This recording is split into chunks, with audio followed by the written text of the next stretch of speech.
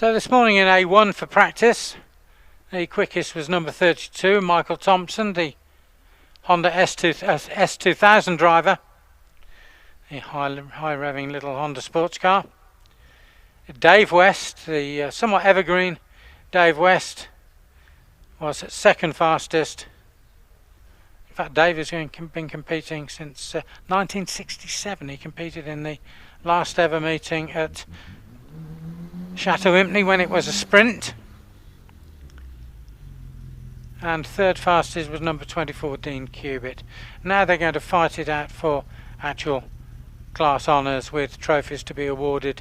So within about 20 to 25 minutes of the last run this afternoon or this evening, there will be an awards presentation outside the signing on box down in the paddock near the paddock exit.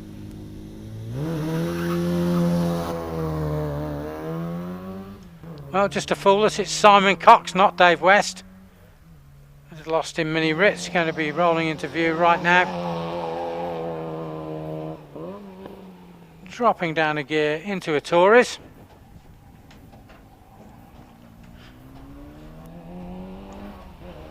So first of our competitive runs. Had expected Dave West, let's hope we do see him in a little while. His son Nick's also down to drive the Peugeot 106 in this class. And as Eddie said, Dave was second quickest in the class. But this is Simon in practice. This is Simon Cox with the Austin Mini Ritz. Quite a few runners in Class A1. This is road going series production cars up to 2 litres. Alexander Smith is next on the hill with the Mazda MX-5. Very popular car for hill climbing these days. And a finish time for Simon Cox of 54.28. 54.28. And now Dean Cubitt was third quickest this morning. Yeah, quickest of the Mazdas. We've got 6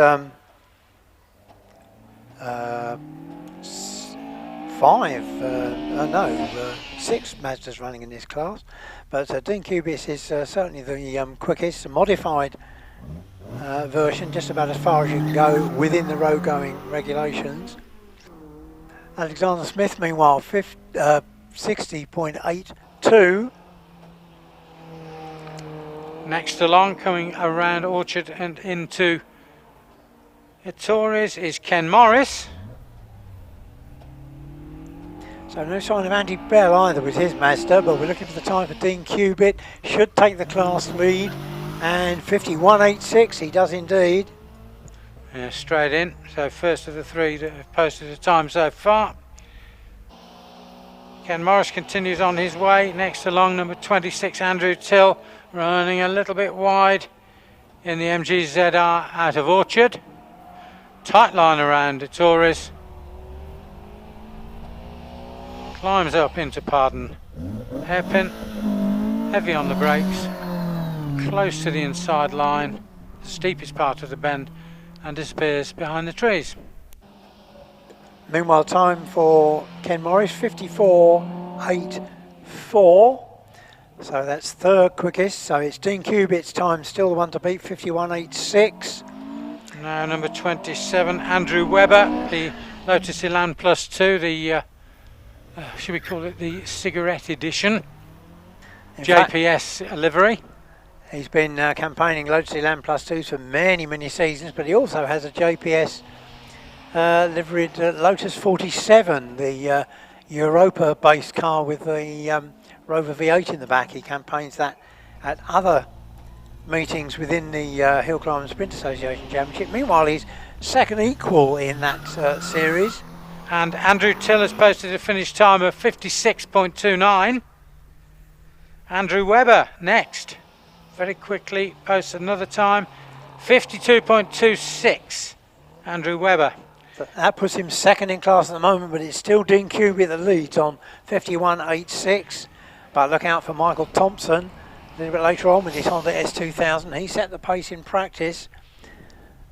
But meanwhile, it's Jeff Hedges and Shane Dyson, both on the hill now in Renault 5. Renault Clio. Shane's already disappeared behind the trees out of Pardon Hill.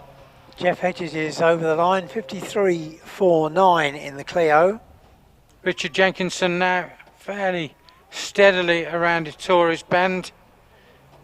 Richard driving car number 30, the Renault Clio 172 Cup, pretty much the starter car of choice in hill climbing these days. So Shane Dyson's time, 54.02, but it's still Dean Cubitt from Andrew Webber and Jeff Hedges at the moment. Next along, Leslie Wilson, car number 31, another of the Renault Clios, registered not only for the Midland Speed Championship but also for the HSA.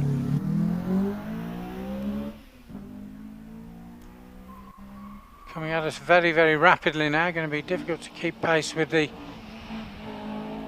speed at which the times come up on the screen. This is number 32, Michael Thompson. So this could be a challenge to Dean Cubitt's class lead, which at the moment stands at 51.86. Leslie Wilson, meantime.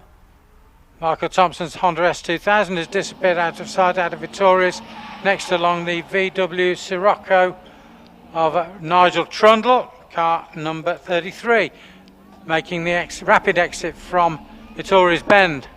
Well, Leslie Wilson's time 55.61, but we're looking at the clocks now to see what Michael Thompson can do. The practice leader, he's going for Dean Cubitt's 51.86, and it's 50.96. So practice leader Michael Thompson takes the lead, 50.96.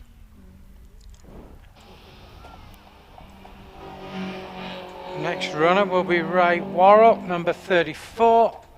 Raymond driving his Honda S2000.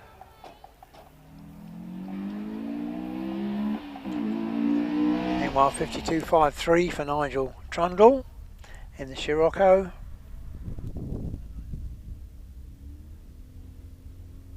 So Ray Warrell disappears behind the trees. He's at the halfway into the S's now. In the semi-gloss Honda S2000, sort of a semi-matte I should say rather than semi-gloss. Now Alistair Clark, number 35, at Ettores already. Lotus Elise Series 1, another HSA and MAC Sunrise Sprint Championship registered competitor.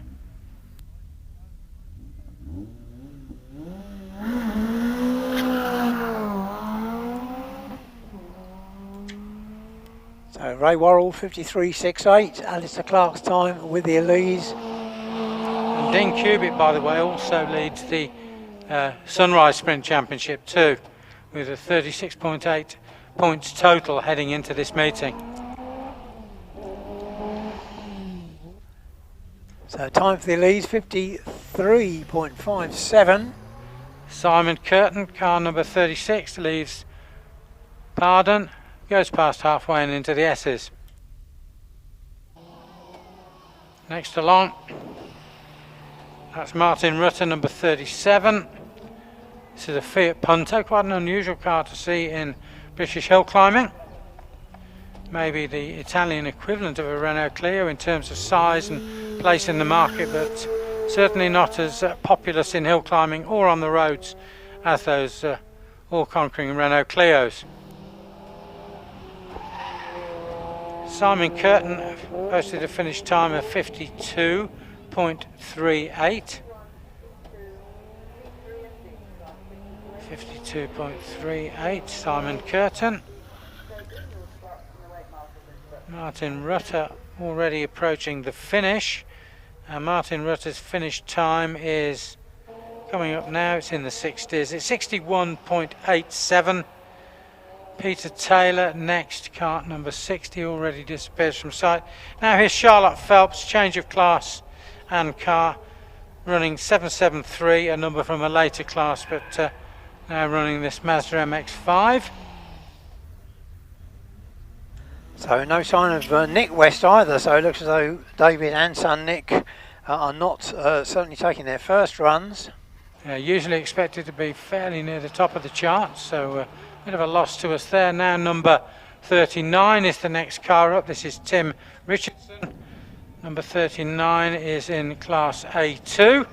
This is a Lotus Elise 250 Cup, very smart looking machine. He's registered for the HSA's Championship, Hill Climbing Sprint Association, who run 3 championships over the world of hill climbing and sprinting, the British Sprint Championship, the Sprint Leaders, and the HSA's own championship that they've been running for 30 plus years. Number 40 next along, that's John Wells.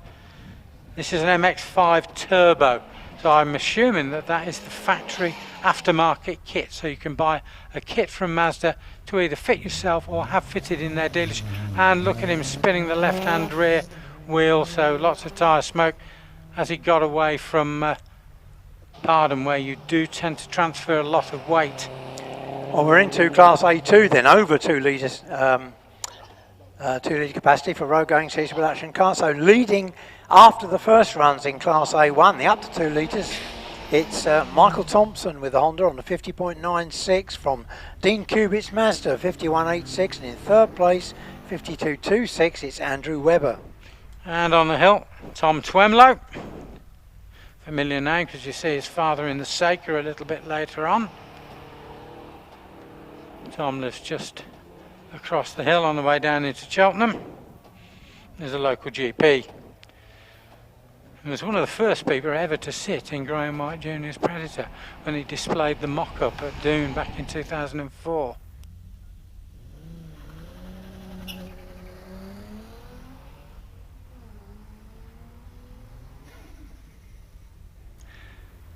So now Thomas Twemlow has posted a finish time, and it is 52.15. Did we give you John Wells this time? I'm not sure we did. It was a 50.13. Next, number 42, Adrian Carpenter. In fact, it's a double-barreled Hall Carpenter. Adrian Hall Carpenter in a Subaru Impreza WRX Type R. Very, very potent piece of kit.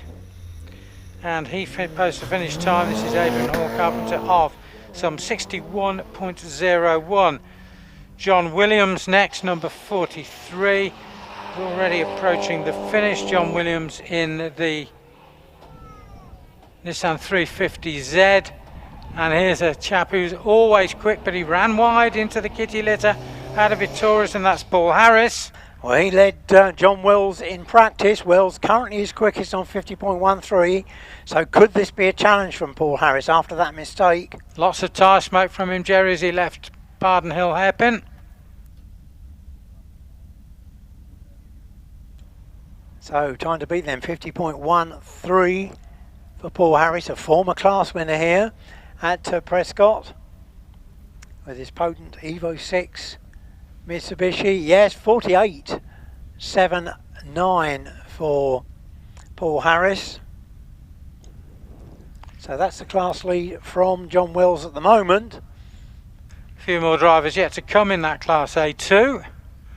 It's all still on the hill for just a moment. There's a bit of sweeping going on down here. If you're further up the hill and can't see it, a bit of sweeping taking place on the exit of Vittori's, where we had some sweeping earlier on before the lunch break. It's a spot where competitors do tend to run a little bit wide and get out into that.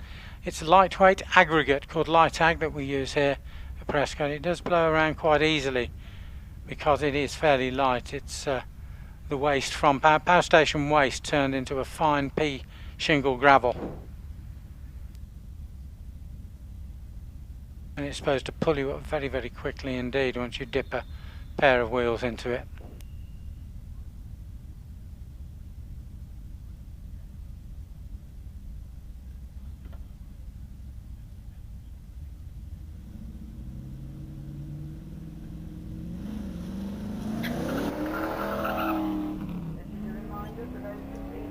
Alright, back underway again. Here's Peter Ash in his TVR, perennial driver of this TVR Griffith with its 5 litre Range Rover base V8. It's a 1996 car. It's probably one of the prettier of the later TVRs with fairly unfussy styling. Styling by Peter Wheeler's dog, wasn't it, as I recall the story? Or was that the Cervera? Yeah, the dog took a chunk out of a polystyrene pattern. Right now here is Willcox. Willcox in this delicious Alfa Romeo Alfa 4C. So 1.75 litre turbo power. Very, very nimble car. Really a quite compact car. Not a lot of space in the cockpit. I don't think you'd fit me in there too easily. It's 55.78 for Peter Ash with the yellow Griffith. Aaron. Still Paul Harris leading from John Wills and Thomas Twemlow. This is Aaron Perrott in the Aston Martin Vantage. Big 4.3 litre supercharged V8. Aston's own V8, of course. He's registered for the Midland Speed and for the MAC Sunrise Speed Sprint Championship. And here's the addition to your programme, 717 Phil James in the John Cooper BMW Mini. Smoking the right-hand front tyre as he leaves the Tories Bend as the weight transfers to the left-hand side of the car. A little bit slow away from Pardon Hairpin, past Jenkins Gateway and the halfway. And Aaron Perrott moves up into third place in class with a 51.53, but it's still Paul Harris and John Wells. That looks as though it's going to stay. Phil James, the last run in the class. And Woodcock working very, very hard at the wheel of number 50, his Westfield Suzuki. First of the runners in Class B for road-going specialist production cars. So all Westfields in this class. 52.50 to complete the class, Phil James. Keith Adams next along, number 51. This is an SEI with a Vauxhall engine under the hood. So after the first runs for the over 2 litre road-going production cars, it's Paul Harris with a 48.79 that leads the way from John Wills, 50.13, and in third place, just moved up into third place, Aaron Perrott with 51.53. We'll see the Woodcock's car again in the hands of Father Graham in a little while. So 3 cars is actually 2 cars and 3 drivers. Number 55 next along, the Ginetta G15 of Trevor Brown. Not so many of these left these days. Rather more of the Ginettas than the equivalent Clan Crusader, both of which were powered by a Scottish-built Hillman Imp engine and gearbox. Usually very heavily reworked, usually well tuned, these particular little Imp engines, and of course Eric Morrie runs one in an Imp with a supercharger on it. Turbocharger, I'm corrected, thank you Jerry. Number 56 next along is Julian Harbour. So this is a mini clubman from the British Leyland era, the snub-nosed mini clubman in the same class C1 as Trevor Brown's Ginetta G15. Just the 2 in the class, and Trevor Brown set a 60.07, so that's the target for Harbour. Graham Woodcock still to run in the previous class, that's the road-going specialist class. We're into the modified class now, this 2-car 1400cc class. So Julian Harbour's time is a 53.62, so he takes the lead after the first runs from Trevor Brown. Next along and already disappearing behind the trees is the Ford Puma of Richard Worth. We don't see many of these in speed hill climbing. My friend Rod Wheat used to run one for a couple of seasons, but that's now gone. And of course then there's the famous Puma Gould, which is, it's got about as much Ford Puma in it as my Ford Focus does. So this is all carbon. Extract founder Mike Endine's car, of course. Yeah, we don't see it very... Do you know where it is now, Jerry? I don't, actually. It's in storage at a certain well-known airfield in Gloucestershire, where a lot of aircraft storage takes place. So, Campbell, RAF Campbell, it's in a hangar there. Used to be a Sprint? Yes, it did indeed, yeah. That's, oh, you stole that one from me. I was just Sorry going to move on to that one. Got in there first. But that's, yeah, a friend of mine looks after fire extinguisher systems, and he said, I spotted this unusual car. Do you know what it is? And sent me a picture from his phone. Yep, sure know what that is.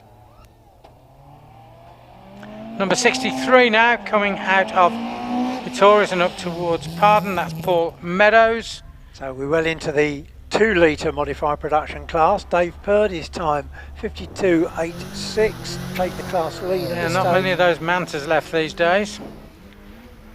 And Renault Spider Trophy. What do we know about Renault Spiders? Well, Andy Prio used Andy to compete Prio, in the indeed. original circuit series. 1995 British Hillclimb champion, Yeah. and of course 3 times world touring car champion. Yes, and European as well.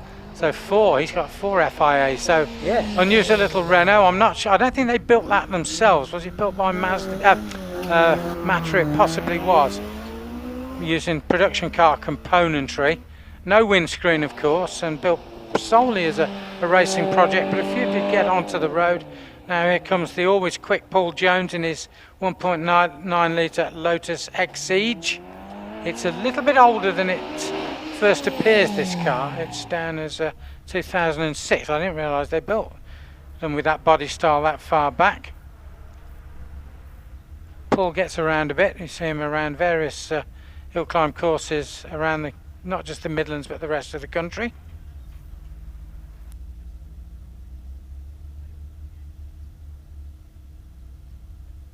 So Paul Jones continues on his way.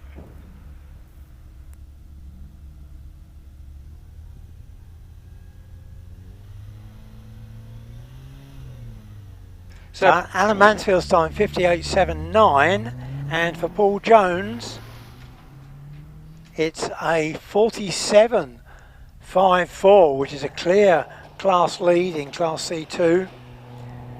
So that means in second place after the first runs it's Dave Purdy with the Manta. So in sight now is Robin Lee in the Renault Clio 172.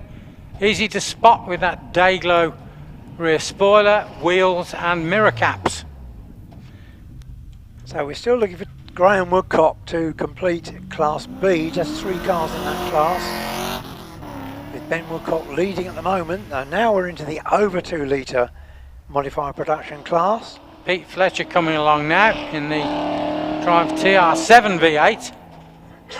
Not a TR8, this is a TR7 with Rover V8 added. Very, very short wheelbase car. Often described the car that BL should never have built. Well, they did build thousands of them, of course. This, I think, was the car that was driven into the Lion's Den at Longleat at one stage by... Oh, here's another one now. This is a TR7 V8 to talk about. Nigel Elliott. This one, not only the big overboard V8, but it's also turbocharged. And that seems like a thoroughly sensible thing to do. It used to destroy transmissions. It's now got a, I can't remember, it's not a Sadov, it's a European transmission fitted in place of the old Borg Warner T5, which used to regularly blow itself apart under the stupendous torque from this turbocharged Rover V8.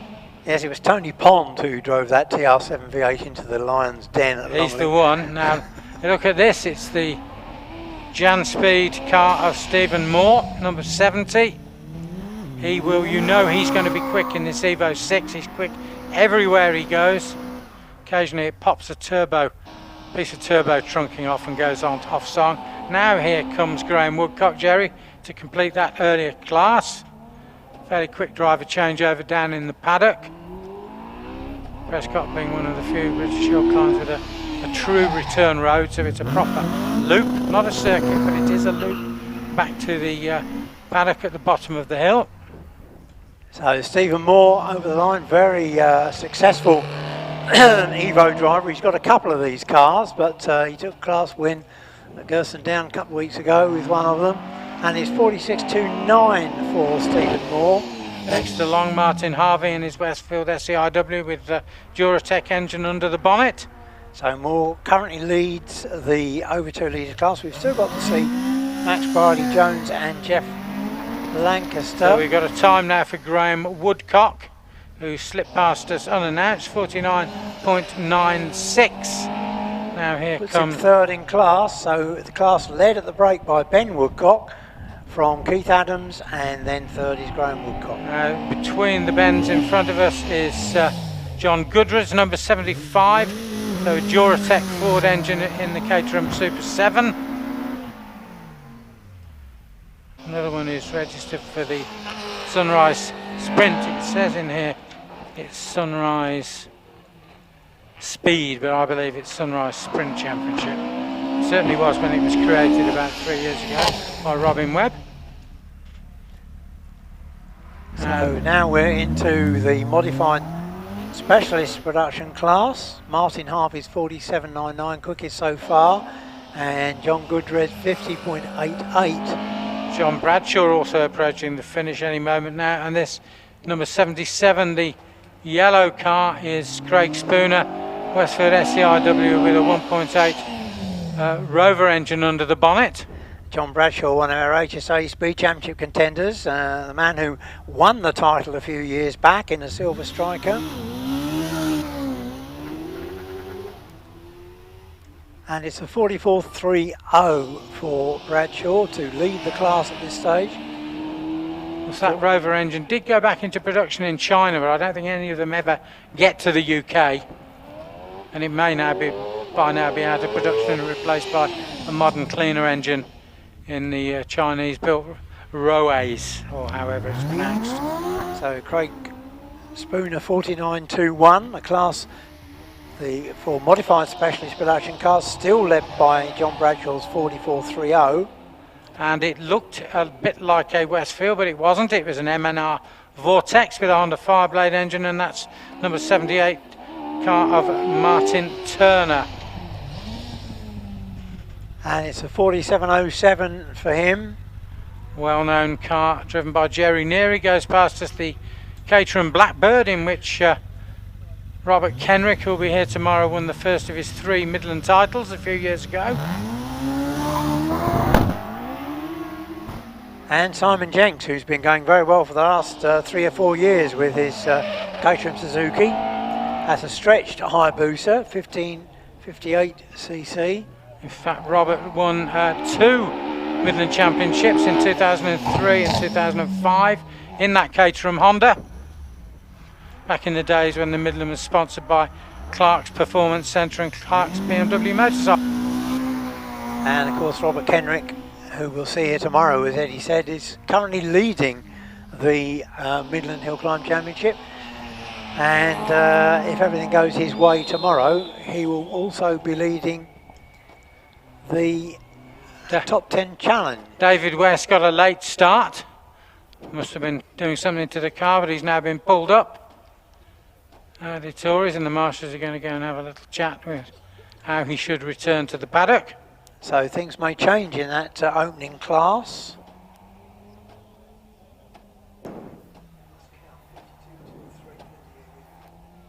Jerry Neary did a 52.23. Martin Turner in the M&R Vortex a 47.07. So the problem was Simon Jenks by the finish, 72.5 he posted, but I think we probably, having got to midway in barely 27 seconds, it all went pear-shaped for him. Well, if we assume John Phelps is a non-starter, as Charlotte has moved to another class, it does mean, although he is listed on our screen, we've not seen John Phelps, it means anyway that John Bradshaw is currently leading the class on 44.30 from Martin Turner and Martin Harvey. That's the modified specialist production class.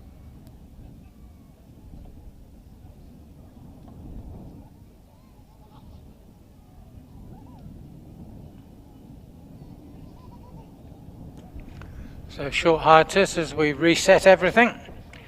Get to Dave West back down to the start line. And just going back a class to the over 2 litres modified series production cars, we still have yet to see Max Briley Jones and Jeff Lancaster, but in their absence it's certainly Stephen Moore looking for yet another class win this year. Leads on a 46.29. And in second place it's Nigel Elliott from Pete Fletcher. So we are back underway. Here comes Stuart Bickley, number 83. This is a Radical SR1 with the Suzuki engine in the back. So booster engine stretched up to 1340cc. So these are the up to 2 litre Sportsliebe and Hillclimb Super Sports cars. Sadly, we don't see too many of the latter these days, but we've got Richard Fry, long-standing hill climber, driving the Simon and Brian boys Mallet Mark 2527. Here's Derek Kessel from Cornwall, Cornwall, even in his Maguire Mini Cooper S. Lightweight space frame version, of course. And for all those many years, Jerry, I used to assume that Maguire, as I'd seen so many of them in Northern Ireland, were an Irish outfit. I then find out that they were in Coventry, 2 miles away from my front door in Torrington Avenue. That was a bit of an embarrassment, I don't mind admitting it. Never mind, Derek Kessel is living proof that they're still around. Although his is just about the only one that we see on the hills, but he's been campaigning for donkey's years, in fact. Stuart Beckley, meanwhile, 45.43, and Derek Kessel, 48.14. And now David Strange leaves Itores in his Crossley 95 foot. Now Crossley is an Irish make of They are cars. built in Northern Ireland. They are built in Northern Ireland. At Hollywood. Yeah, this is a continuation series car, not a period car. Now coming out of Orchard is Steve Barnard in the Audi TT Space Frame. So unusual car, not very much of the original Audi left despite the appearance. And it's a Vauxhall engine, in fact, and he is, although he's not around today, he is leading the Midland Speed Championship, not to be confused with the Midland Hill Climb Championship, but one of the many regional championships we have around the country. Steve Barnard leads that one. David Strange's time in the Crossley, 51.31. Now here's Richard Fry. He was the man who owned the very first Gould GR37, wasn't he? He was indeed, yes. Far enough, yeah, I remember him. Eventually, I wouldn't have shared by recognised David him Grace. this morning. I've not seen him for 20 years or more. Oh, he has been out. In fact, he drove this car here a year ago at this meeting. A meeting I was missing from, of course, sadly. Steve Barnard's time, 46.60 to go second at the moment. Here's the evergreen Dave West in the little Peugeot. So Stuart Bickley's time, 45.43 to lead the class. Can Richard Fry attack that? Well, it's a 48.16 for the Clubman's Malloch. Just 200ths shy of Derek Kessel's time in the Maguire Cooper S. So Dave West going to be hoping he can get to the top in one shot this time. And now here's Jeff Lancaster, number 767. Saw this car out earlier in the hands of Robin Lee.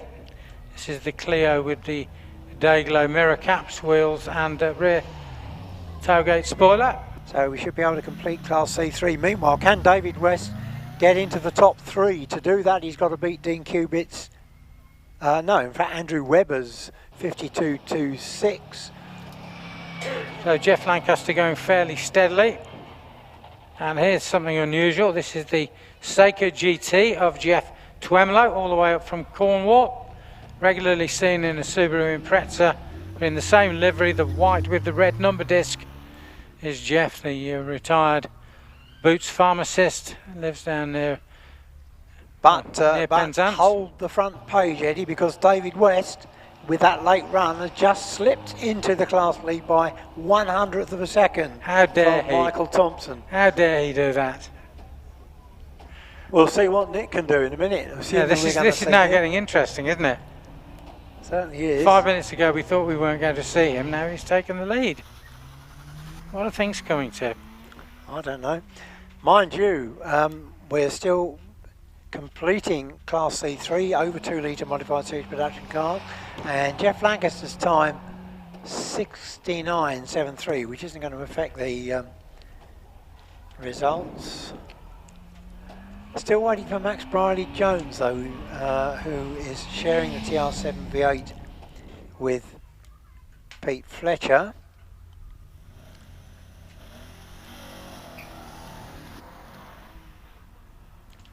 So Jeff Twemlow did post a time, and it is 55.26, running alone in that class.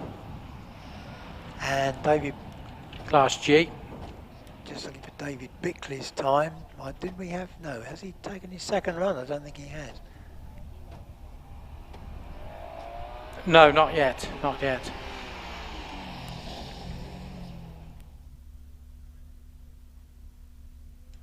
So we should now be into this well-populated BOC Members B Licence Championship Handicap Class, sponsored by New Barn Land Rover Specialists. And we should be able to give you the corrected times on handicap for these. Championship, the Speed Club Invitation Championship. That's cars 127 to 160. David Bickley yet to take his second run. Sorry, his first time class run. Drivers to your cars, please, in the Porsche Club National Hillclimb Championship and the Speed Club Invitation. Stay in your slots and await marshal's instructions. Thank you.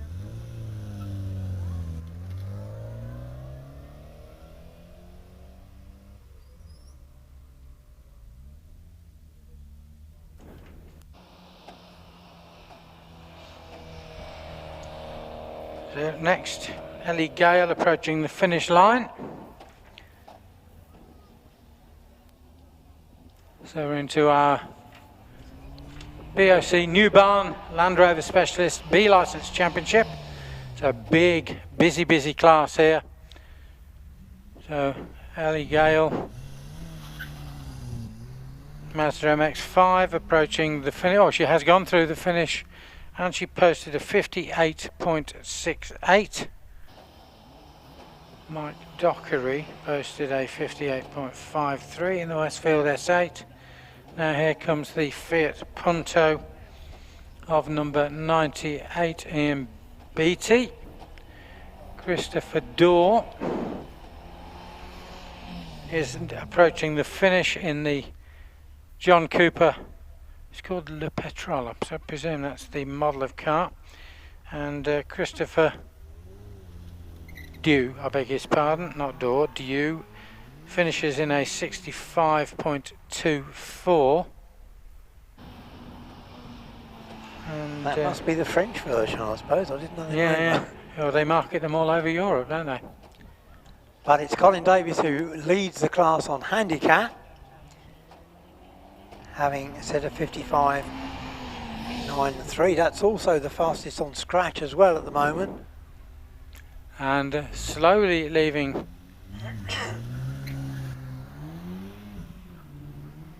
Pardon and heading through the halfway and around the S's very steadily is Christopher Webb, car number 99. Next along will be Christopher Hathaway, car number 100. This is a Westfield Sport with a Ford engine under the bonnet.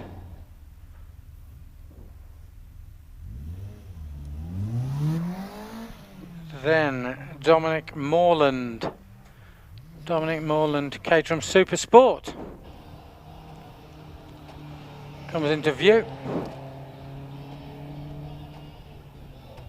Orchard exit, Ettore approach. So Chris Hathaway down the short chute of a straight. Sorry, that's Dominic Morland. Dominic Morland is away from Pardon. Chris Hathaway's over the line with a 53.94.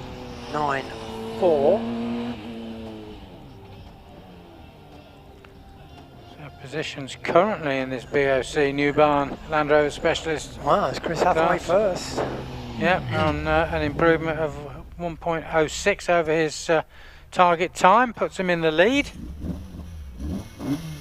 Handicap was 55, but he did a 53.94, so a good over a second improvement on target. Next along, here's Nick West, so we refer you back to the very first class of the afternoon, A1. Nick West is the remaining runner in this class, and he's going to post a time PDQ because he's not hanging about. Well, actually, Can he get in amongst the leaders? His dad He leads did- the class with 50.95. did rather overbrake a little bit at the Tories. Meanwhile, we've had a time for David Bickley of 48.51. Keep our eyes open for Nick West time, see what he can do.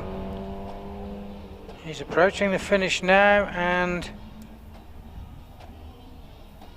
53.1 actually puts him well down the order in some 7th place. So not the result he was hoping for. But his dad, David, is leading the class. Come on, next time, pop up. There he is, yeah. So 7th. Never mind, but Dad in the lead. Now leaving Ettores is number 102. No, number 103. The Honda Civic Type R of Kenneth Williamson.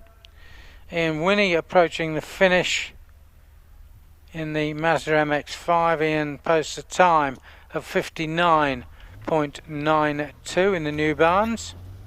Well, now we have the time for David Bickley. We can confirm that the leading positions in the Sports Libra and Hillclimb Super Sports class is Stuart Bickley, who leads with 45.43, ahead of Steve Barnard in the Space Frame Vauxhall powered Audi TT, and Derek Kessel in the Maguire Cooper S in 3rd place.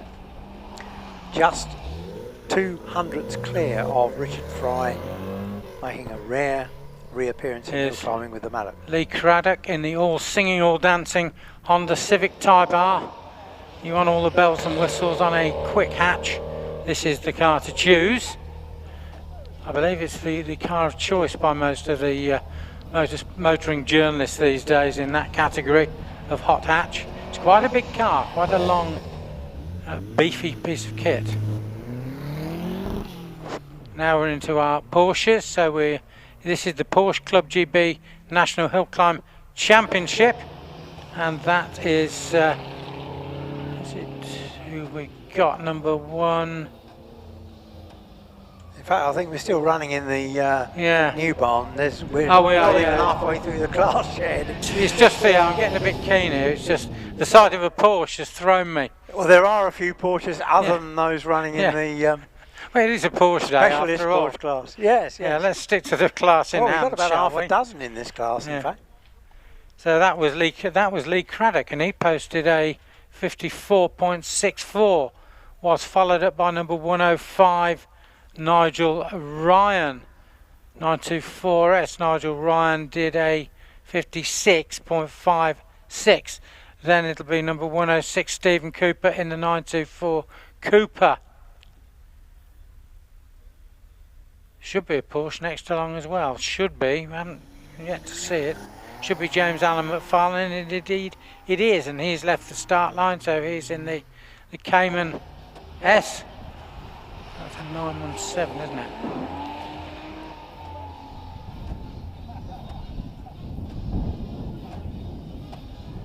There was a time when with the RSI you could make a very quick buck if you placed an early order, took delivery of the car and sell on for a nice little profit.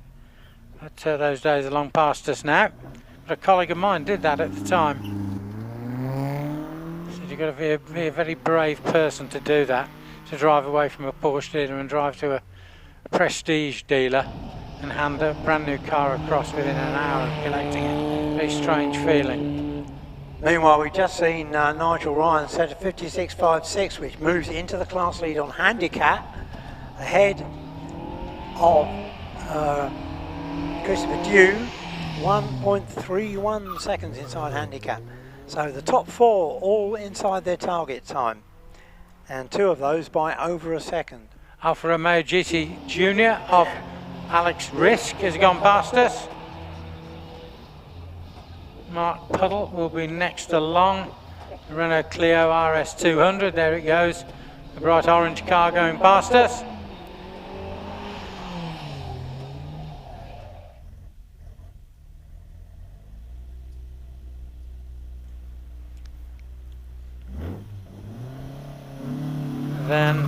seen Mark Puddle. Now we're going to see Simon Firth Bernard. Might be Bernard, I suppose, and he's number 110. Driving the Alpine Series 3. Still one of the prettiest cars that ever rolled out of the Roots Group factories in Coventry. Misses a gear.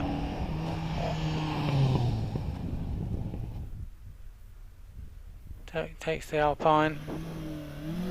The Series 3, slightly different fins at the back, different boot lid, different bumper arrangement. Still a pretty car.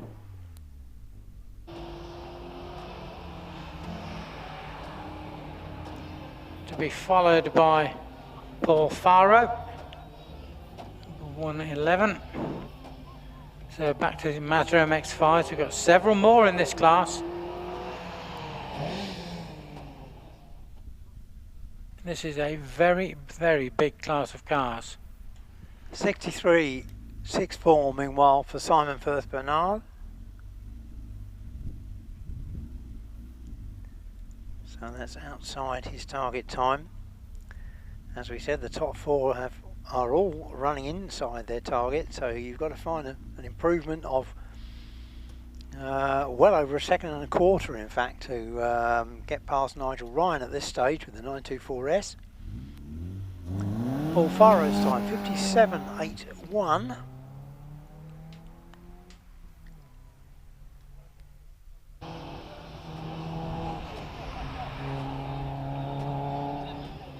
So Andrew Willcox is next up with this Rover K power Caterham. Smaller engine Rover K, the 1.6 litre.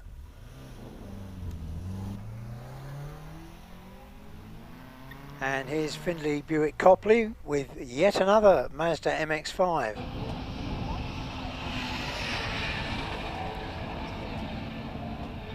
So number 105, Nigel Ryan still leading on handicap. That 56.56 with a 1.3 second improvement over his target.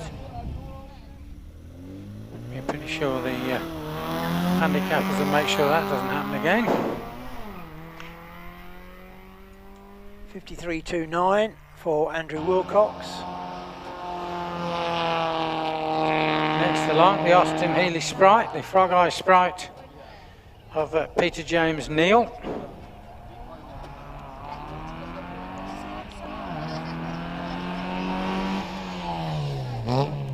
Also inside target, in fact, is Andrew Willcox. And we now, although it is still Nigel Ryan who leads from Christopher Dew, it's the first 8 drivers are all inside their target times.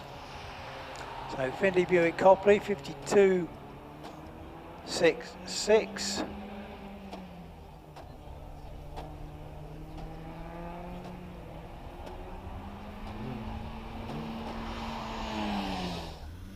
Mazda in front of us is John Wadsworth, number 115. And a 57.49 for Peter Neal.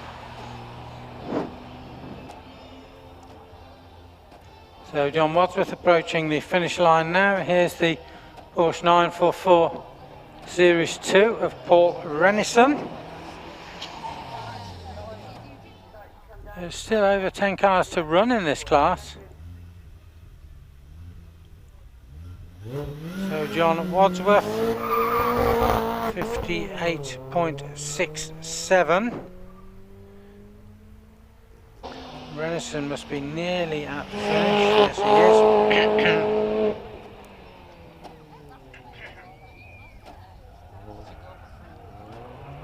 is. Next, Philip James, number 117. The John Cooper Mini of Philip James, the modern Mini.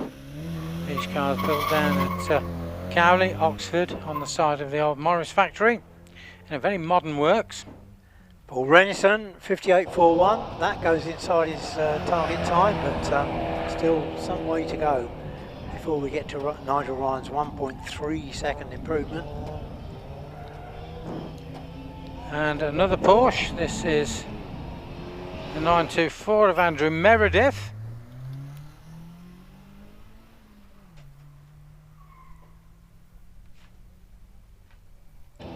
Jamie Stevens next along, car number 119. The MG ZR goes past us and into the tight Ettores hairpin.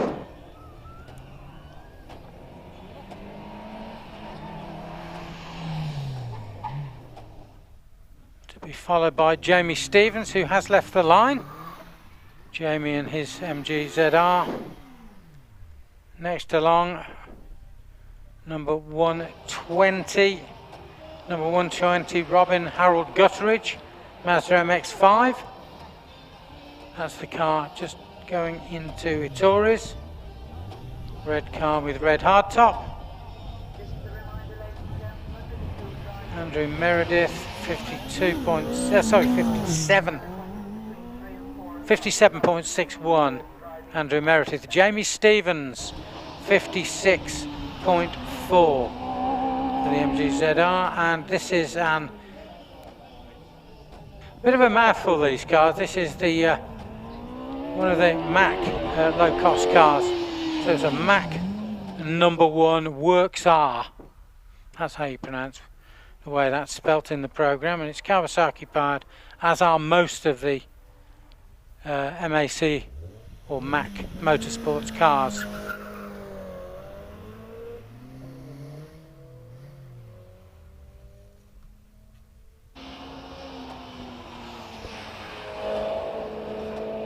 We'll stick with the handicaps we've got, but we think there may have been a change somewhere along the way. So Sean West now, number 122. Mazda MX-5.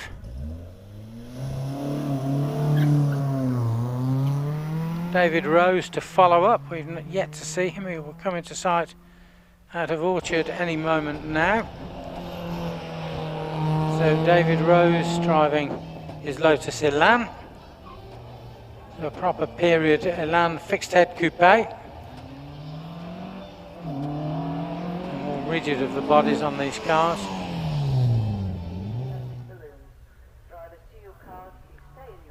So spine frame in true Lotus fashion with a GRP body hung off that.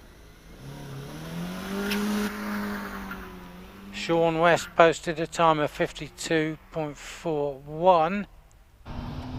Getting towards the end of this New Barnes class now. So number 124 is Matt Gregory, 968S. This is the front engine Porsche that they all want. Not very many of these were imported. I don't know numbers, but not very many of these were imported. And it used to be quite hard to get your hands on one of these back in the day. Very nice car, the 968. And in fact, these times have been updated. Jamie Stevens, in fact, does lead the class on handicap now with that 56.40, which is 1.6 seconds inside target. So Nigel Ryan down to second ahead of Christopher Dew, but Jamie Stevens leads. 793 Chris Spring in the MGB GT. We saw right at the beginning of the class. And we should then see Sarah Davis yet to pass into our side here in the commentary box. Sarah Davis in the Civic Type R. And this is another bargain way to go hill climbing in the standard road going classes, or in this very, very heavily populated and extremely popular BOC New Barn Land Rover Specialist B Licence Championship. And that is the last car in that class.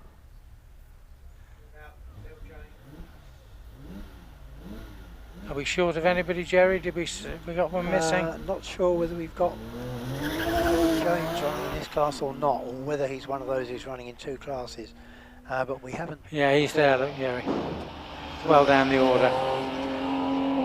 Well, he hasn't run yet, so he should be taking a second run. Well, we are on event, so that one is one he's taken. Now we move into. This is David Hilton, car number 127 in the Porsche 996. Shares it with Tim Barber. It's usually David that takes the first run in the car. It's a 911.996. So we're now into the Porsche Club GB National Hill Climb Championship. So just going back to that very big new barn championship class, the leader on handicap 1.6 seconds inside target is Jamie Stevens, and 1.3 seconds inside puts Nigel Ryan in second place, whilst third, just over a second inside target, is Christopher Dew. And David Hilton finishes in a time of 48.13 into our Porsche class, followed up by Richard Snow, number 128. He's in a Cayman GT4. That's the one that commanded premium prices immediately after you took delivery of your car.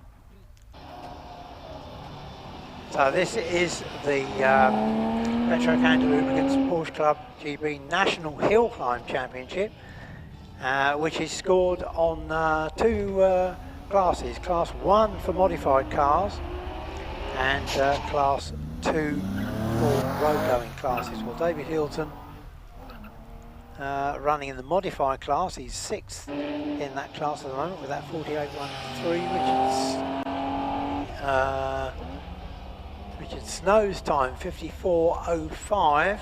Number 130, Ross McDonald, leaving Ettores. Richard York finishes in a time of... No, he's still counting. I thought he'd finished. So Richard Snow did a 54.05. Now Richard York, 55.48. Ross McDonald still on the hill. Here's Simon Tarling now. Familiar name. We do see this GT3 of Simon's in the regular standard road going classes. These next few cars all running in the road going section of the championship, which is in fact led by David Dyson, who's coming up in a couple of cars time, and he's also leading well, he's leading the road going section, he's leading the championship overall as well with the maximum number of points. So Ross McDonald's time 51.50. Robert Lancaster Gay next, another competitor who we see in the regular road going classes at other times and in other meetings. He's number 132. He's been around a while. I can remember seeing him driving a Mini at Valence Hill Climb back in 1974. Long, yeah. I wouldn't say it's not quite before my time. I was watching circuit racing back then. So Robert Lancaster Gay is well out of sight, heading up towards the finish, looking out for the next runner, which ought to be, and it is David Dyson, who's now left the start line. That is the overall Hill Climb Championship leader in the Porsche GT3. Yeah. Another 996 GT3. It's Lancaster Gay who's leading at the moment on 48.03.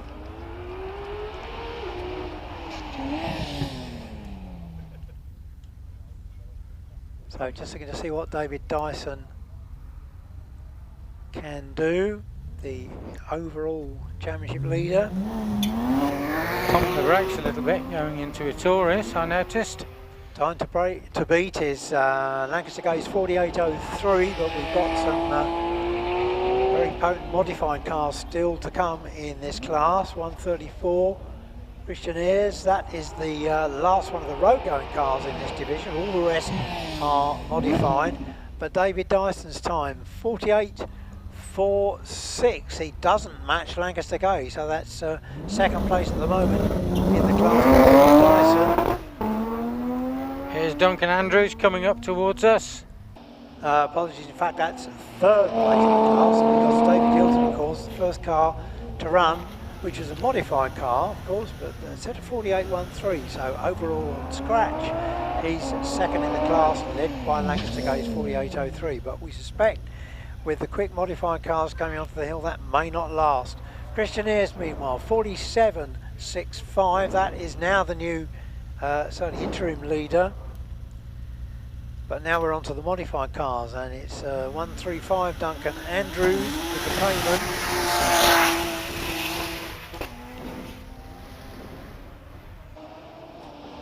Yeah, I haven't seen much of Duncan this season. Here comes a chap you know very well, Jerry, Phil Price. Yes, Phil Price with the turbocharged 930 RS.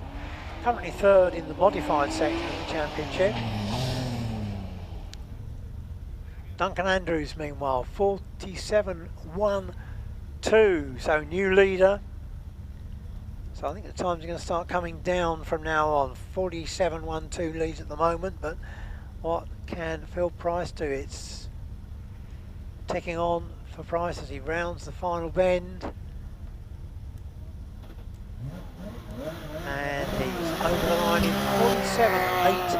47.89, so that's third place at the moment. 47.89 for Phil Price, but here's Peter Turnbull, long-time campaigner in this 911 GT3 Cup car. You can almost coast from his house to Prescott, can't he?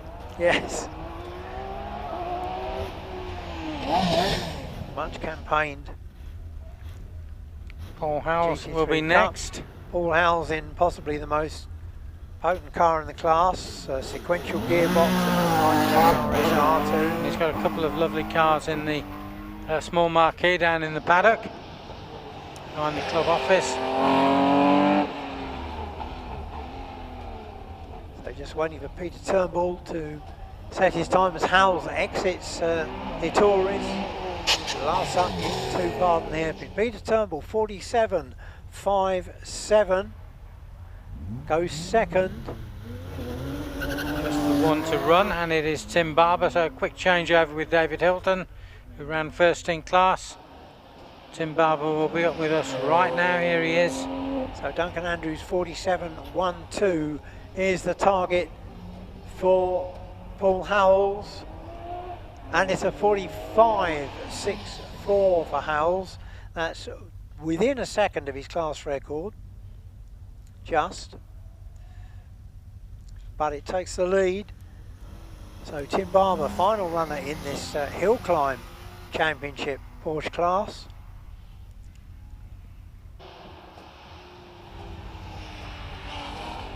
Led by Paul Howells. And it's 46.45 for Tim Barber, so that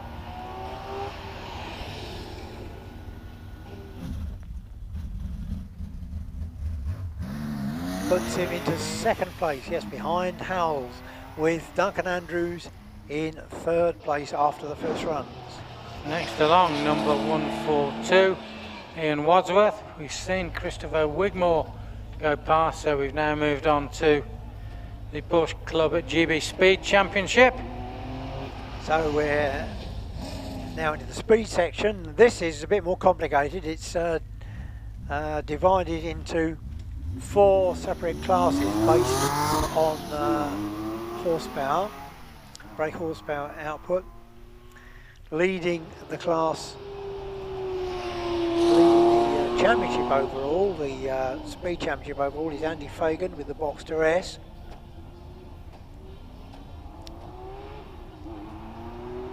So Chris Wigmore, 52.40, and Ian Wadsworth next up, 52.68. So it's Wigmore at the moment with the edge. Martin Leach just about to cross the line. He's followed by Stephen Jory in the 944. Yeah, who's already out of Ettores Bend and heading up towards Barden. Wayne Easton has already left the start line now, number 145. He's in a Boxster, so Stephen Jory in the front engine 944. Martin Leach is 51.93, leads the class on scratch. Here's Wayne Easton leaving Ettores, heading up towards Arden Hill hairpin, and it drives past the front of the Arden Hill house. And Stephen Jory, 50.29, so that's first and second, and both those cars are in class 4, which is the lowest power class, up to 212 horsepower. Geraint Evans now, Porsche Carrera, past us.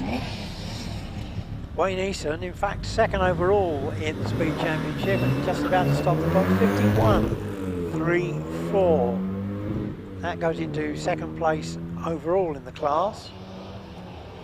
And here's Graham Rose. So he's actually leading the lower horsepower class. Geraint Evans' time still to come up. Slightly different yellow on the front of Graham Rose. Reminds me, this is a car that got nailed into the barriers at Loggerheads at Lowton Park a few weeks ago. It's a very, very quick repair. It looked a bit of a mess at the time. Now it looks very nice. There's a slightly different yellow at the front. Oh, this is a supercharged car as well, I think, Eddie. Graham Rose's 924S. And time for Evans, 51.60. The next 4 or 5 cars are all running in Class 3, P3, which is up to 280 brake horsepower. And Graham Rose's time, 51.31.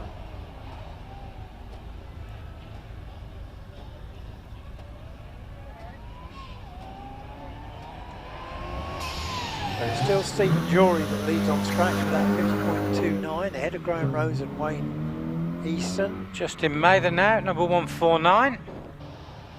Already well up the hill. Approaching the finish, number 150.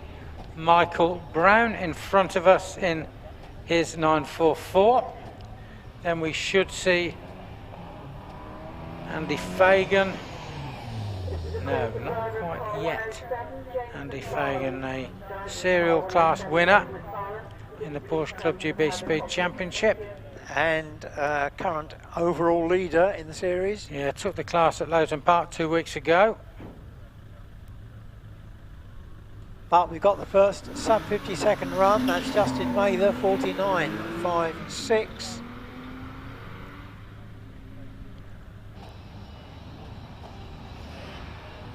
Michael Brown next up, and here is Andy Fagan now.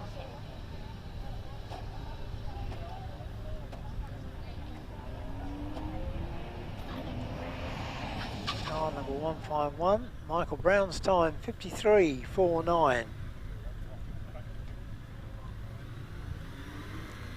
So the class led with that 49.56 by Justin Mather. So can Fagan upset that time? He's followed by Barrie Powell with the 944 Turbo S. But Fagan just coming up to end the run now. 49.56 to beat, and it's not quite 49.60, just 400ths shy of the lead time.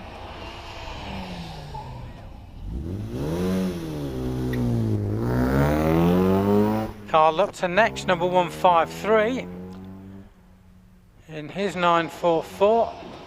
This is Carl now, passing in front of us at Itores. Makes a tidy exit from Itores, hooks the left hand side of the track, and he's already into Barden and loses a bit of grip and gets away, and he's through the halfway already.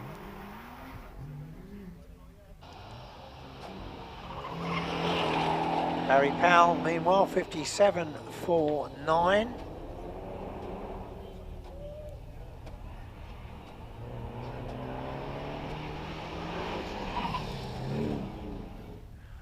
So Carl Lupton in the 944 is now over the line, 50.56. So still no other sub 50s apart from Andy Fagan and class leader Justin Mather. Peter Taylor now.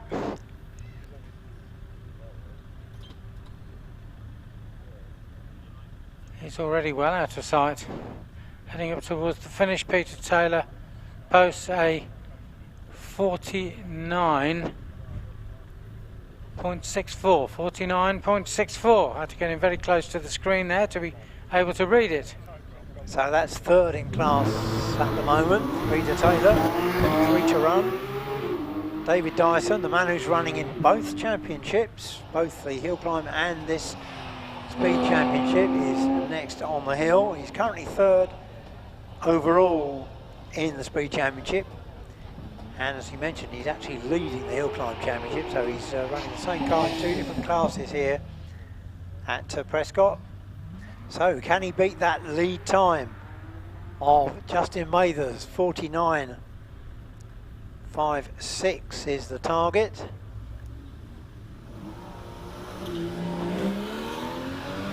Catherine Wigmore next up in the Cayman, and then it'll be Nick Wadsworth to end the class. But looking for David Dyson's time, it's 47.25 for David Dyson, which puts him up at the head of the class on scratch, 47.25.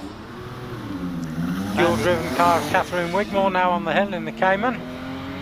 Dyson's car running in the most powerful class, and Nick over 360 horsepower. And here's Nick Wadsworth on the hill, so this will complete the Porsche Club GB Speed Championship class for the first set of time runs this afternoon.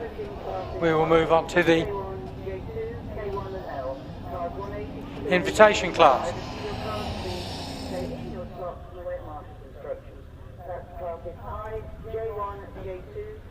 Catherine Wigmore, meanwhile, 53.78, and Nick Wadsworth still to finish his climb.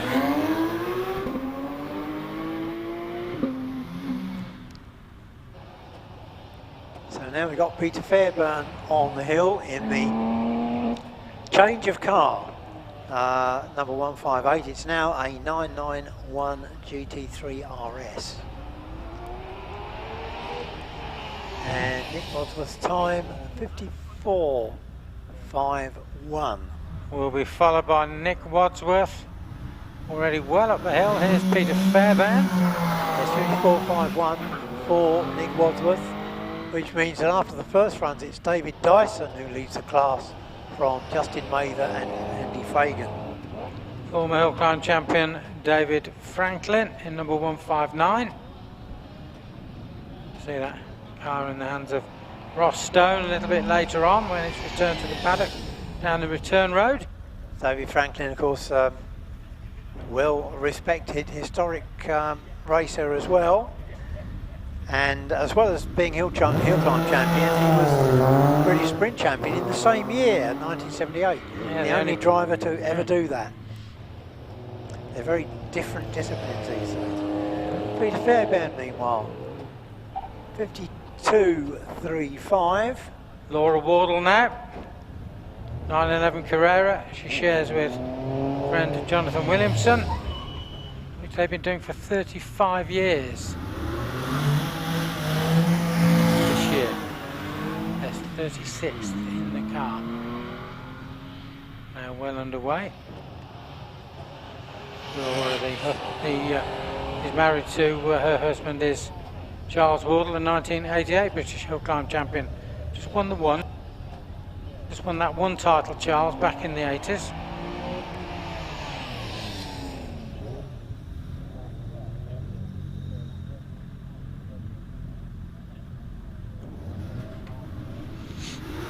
David Franklin's time 53.21.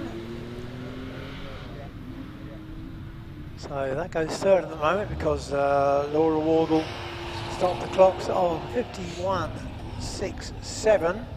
Now Thomas Robinson, number 164, 911 Carrera.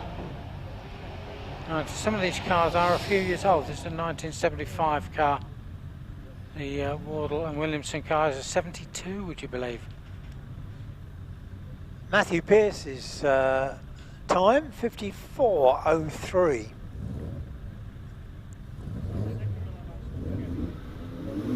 No sign of Mark Henderson, number 160.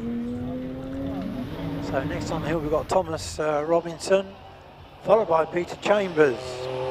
Two Porsche. Yeah, that's Peter Chambers going past us and into Vittoria's right now in the piano black car. Piano black, is that the official yes designation? Oh, yeah, right. yeah.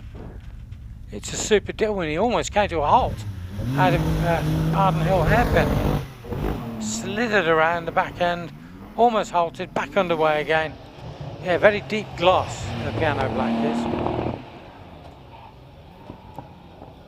Sprayed by Steinway, presumably. Or Yamaha these days. Yes, yeah. No, Right, now here's a different kind of Porsche. This is the Lola Sports 2000 chassis with Porsche engine in the back of Graham Lokes. He's had this car for quite a few years now. He first couple of seasons it just wouldn't go properly. All of a sudden he fixed it and gets himself into a regular class leading and class winning position in the car. Next, it's wings all over. This is number 1958, is it 958? Paul McLean. So it's all the bits on it, all the clever aero at the back end of the car. Paul McLean. Graham Lokes finished with a 46.61.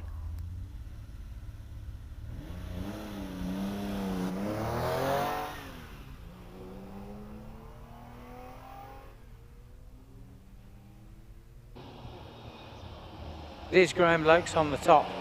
With that 46.61, he's well, 4 and however many seconds quicker than Laura Wardle. 5 seconds quicker than Laura, almost. Yeah, over 5 seconds. And another one having to back off a little bit at Pardon was Paul McLean. so that 46.61. Chris Stone rather, Chris Stone. That 46.61 from Graham Lokes gives him the lead over Laura Wardle. Paul McLean's time 50.43. Chris Stone approaches the finish and posts a 58.16 next to long David Nursey.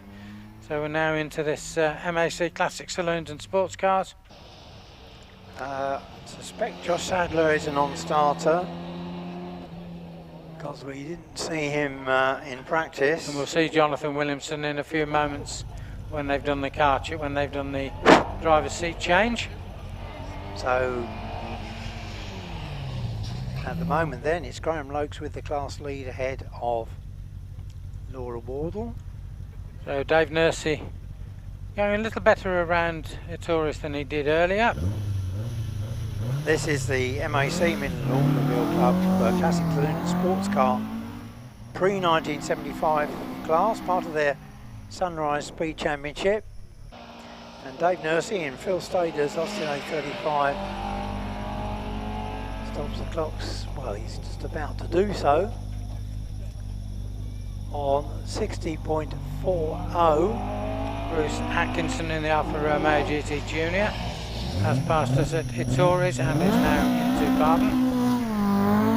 Nick Stevens will be next and has already left the line.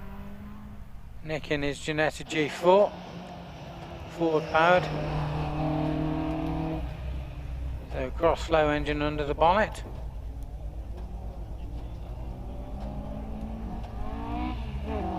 Compact little British sports car. Somebody was making continuation series cars in this range. I don't think that was the current Ginetta firm, which has pretty much tilted itself towards circuit racing fully with junior series scale cars that are about 3/4 the size of the full-size car, and also into prototype racing as well, which will change next season, of course, when that's abandoned in favour of this hypercar formula. We shall see. So Nick Stevens takes the lead in the class on 52.36 ahead of Bruce Atkinson, who set a 56.65 in the Alpha. So Chris Jones is followed by Michael Henney, who has changed his car. It's not an Alpha GTV, it's in fact a Lotus 7S4. Here's Mike Henney.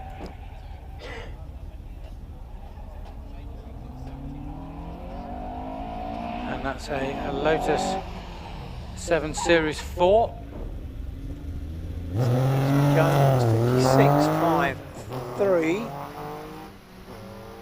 Goes into second place, but it's still that 52.36 of Chris Jones that leads. Here's Jonathan Williamson, so last runner in that invitation class for Porsche Club GB members. Led by Graham Lokes on 46.61 with his co-driver Laura Wardle in second place on 51.67. So can he nip past? And the Taunton-based Cornishman moved a few years ago from the very depths of Cornwall up into Somerset. Now, Briony Serrell. This is the Sports Libre and Racing Cars section of the MAC Classic.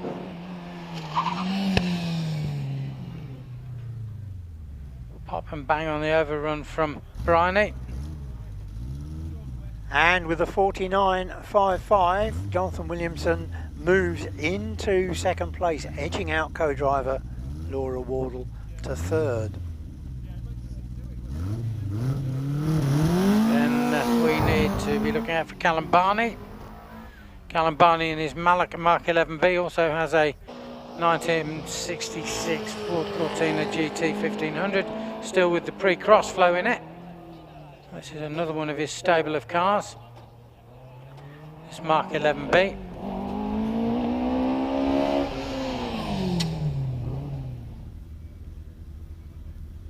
Open to the car up out of Baden. Heads through halfway.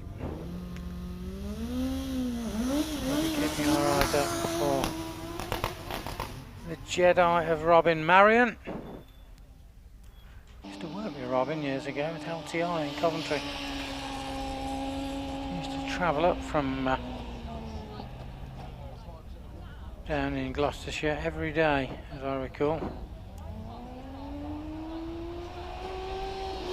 Well, 51.41 from Callum Barney means he just shades out Barney Serrell by a 1/10 of a second to lead the Sports Libre Racing Car class. It's Sunrise Speed Championship class. So now this is the 1100cc single seaters, and Robin Marion, as Eddie just mentioned, in the Jedi Honda on his way, followed by Stephen Potter in the OMS 2000M Suzuki.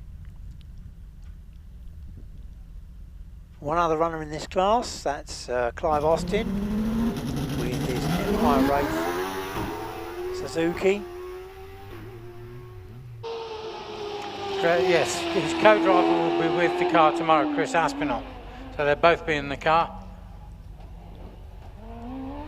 Chris Aspinall, a engineering team leader at Jaguar Land Rover at Gaydon, and we'll see him tomorrow. Meanwhile, 55.53 for Robin Marion, and for Stephen Potter, he's already over the line with a 42.72, so that's the target for Clive Austin in this three-car 1100cc class. Formula Fords now is Carole Nicholls. Carole Nicholls, daughter of the late Ken Nicholls, who founded the Marque. She's currently compiling a history of night racing cars. This is the Formula Ford, of course, but there were all types of other sports cars, single-seaters and special saloons. There's Nike Imp still running on the hills today. Clive Austin's time then, 41.51 to lead the class, ahead of Stephen Potter. It's our youngest competitor here today, that's 16-year-old Tom Weaver, Van Diemen RF91. Well, he might have to get weaving to beat Charlie Riley or Steve Day. Dear, oh dear. Sorry about that. No. And Carole Nicholls, meanwhile, will gloss quickly over that. She's at a 54.51. Charlie Riley next along. Charlie Riley always quick. Steve Day vastly experienced in just about every type of hill climb car going. Also chief instructor at the Prescott Hillclimb Driver School, so he knows his way up the hill. Tom Weaver's time coming up, it's a 62.19. And here's Charlie Riley in the year younger Van Diemen, the RF92. And just exiting Ettores now, Steve Day with the ex-Simon Macbeth Swift SC92. Same year, different car. So Charlie Riley's time, class leading 49.02. But it may not be the class after Steve Day's finished his run. We'll know in a second.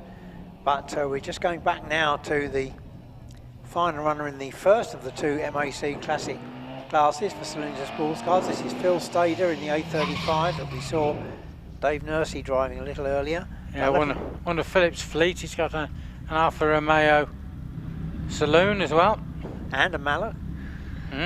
Steve Day's time, 49.67. So,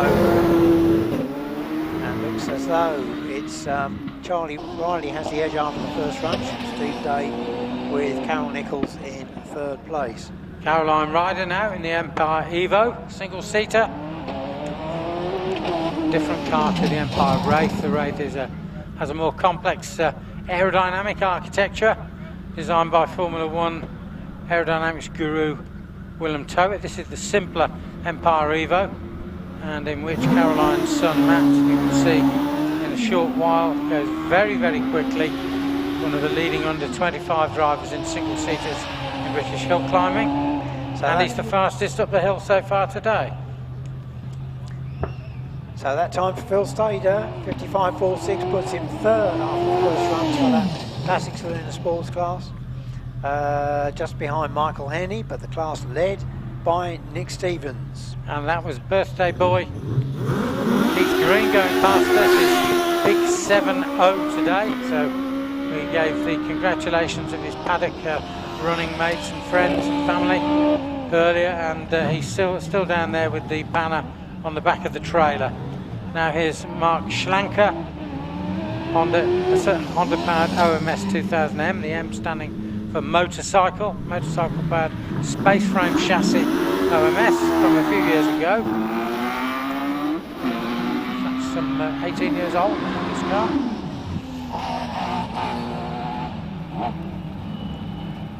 Rob Anscombe with his slightly later, another OMS space frame car, the Hornet.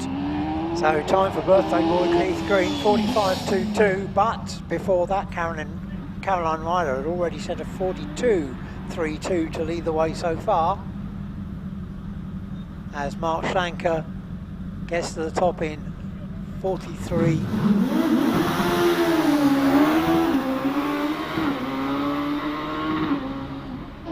43.19 for the second place.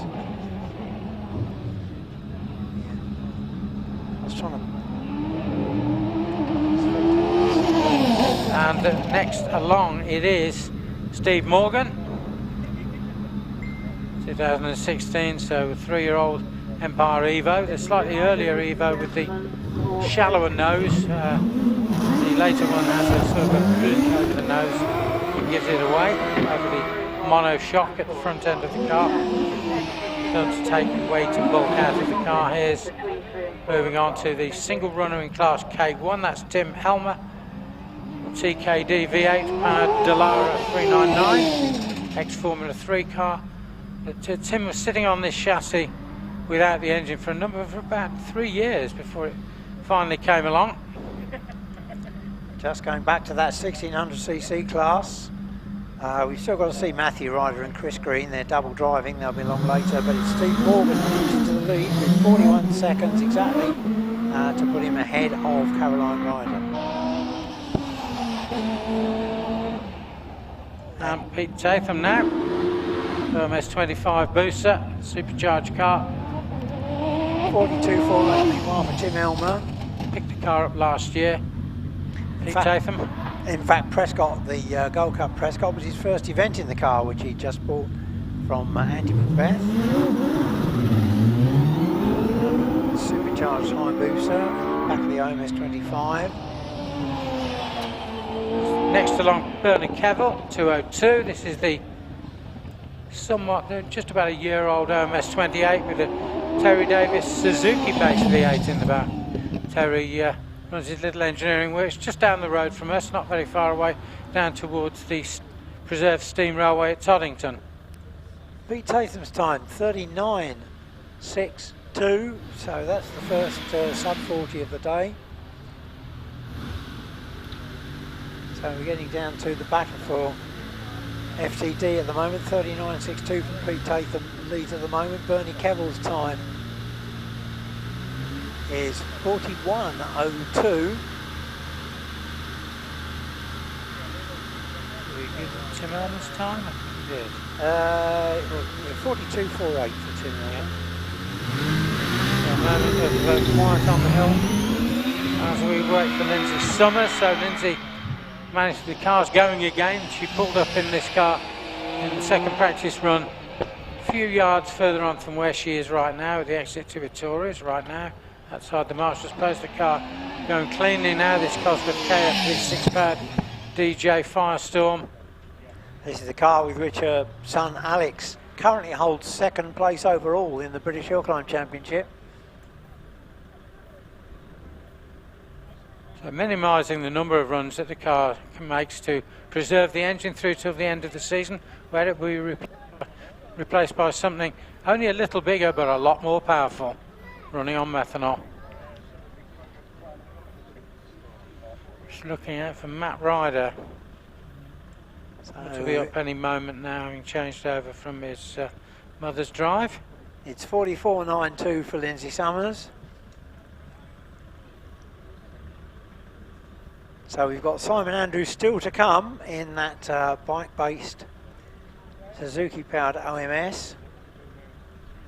Fastest time of the day so far is Pete Tatham in the OMS 25, 39.62. But as Eddie said, Matt Ryder could well challenge that time. And was quicker than that earlier in practice. And we'll see what Simon Andrews can do with the V8 OMS.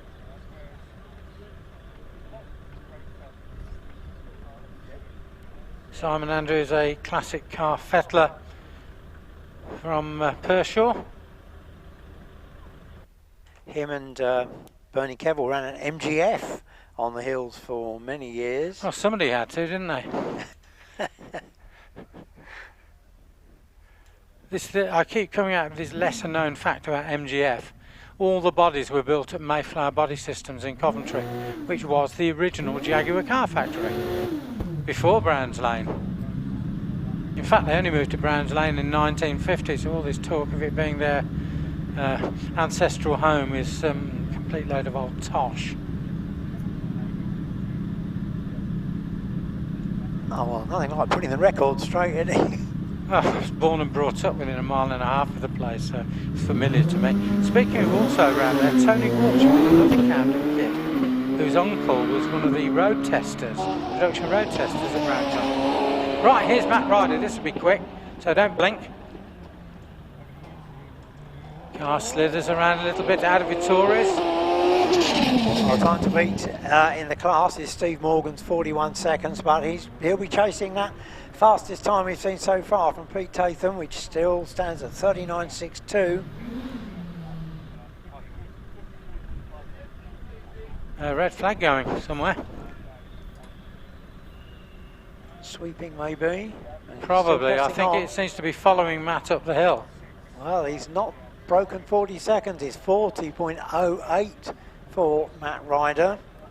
So Pete Tatham on that FTD at the moment. And Matt Ryder looks like second fastest time of the day and certainly leads the class. That's J2 for 1600cc single seaters. And at a quick glance, without checking right back through all the times, we've probably got Steve Morgan next up on 41 seconds exactly.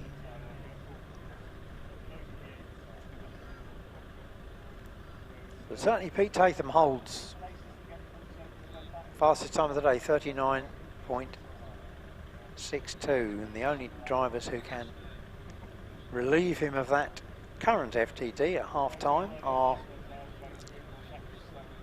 Chris Green with the OMS Suzuki, and Simon Andrews with the second appearance of the Suzuki V8 powered OMS. So just a short delay because both those drivers are changing over in the paddock from their co-drivers. Simon Andrews with Bernie Kevill, and Matt Ryder, of course, with his mum Caroline.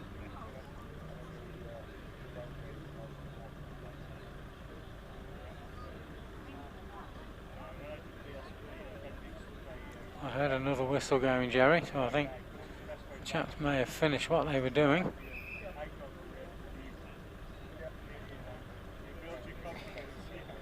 Yep, there we go. Car coming to the line, don't know who it is just at this stage. Can have a good guess, but we might be wrong.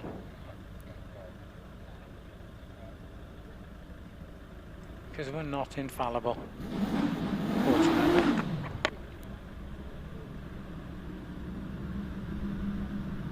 I would take a guess at Simon Andrews, judging by the exhaust note. So ought to be, really.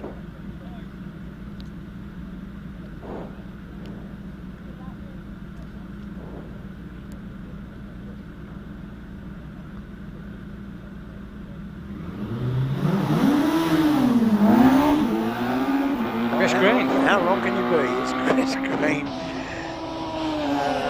Well, a 1600 Suzuki Hayabusa, I suppose. Yes, it does sound pretty noisy. So, chasing Matt Ryder's 40.08 to lead the class, and Pete Tatham's 39.62 to lead overall so far at the halfway point.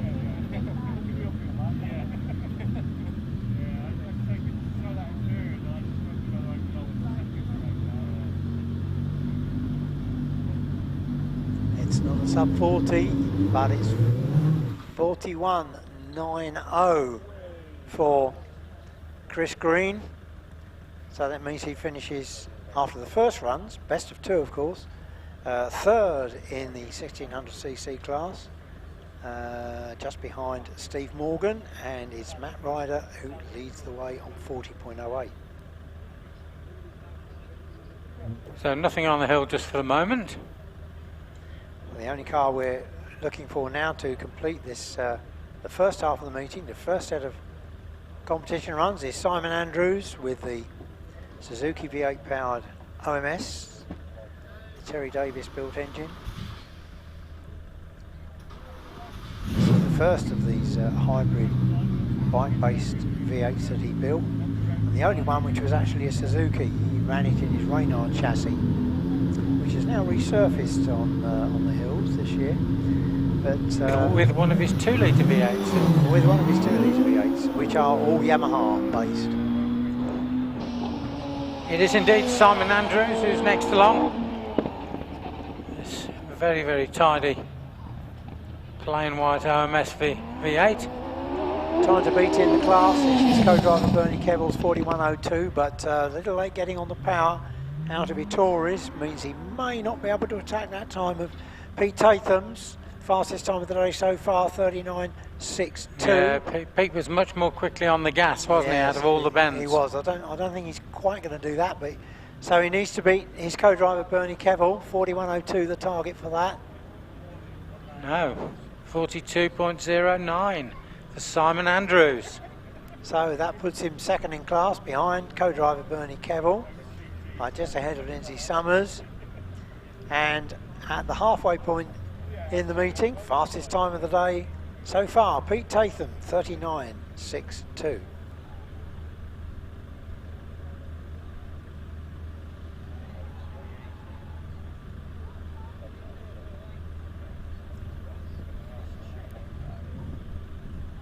So that concludes the first half of the meeting, and we should roll back to the beginning, which will be to class A1. So if all goes well, we ought to see Dave West, providing the car's fixed after whatever delayed its run earlier. He did take his first run, and but out of sequence.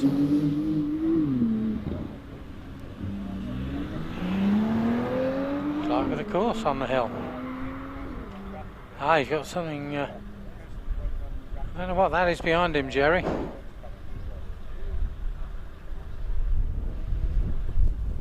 Do we know anything about this car?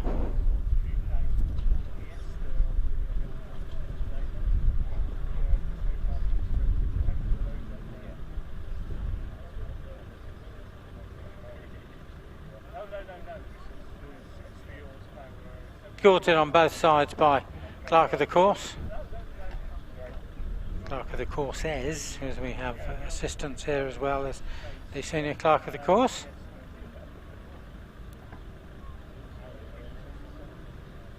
Yeah, Jerry corrects me, clerks of the course.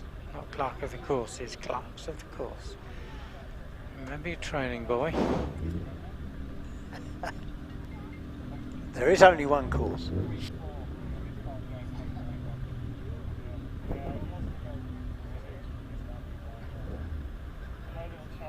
So whatever that was, and it looked stealthy and very black. So black, in fact, that it almost disappeared.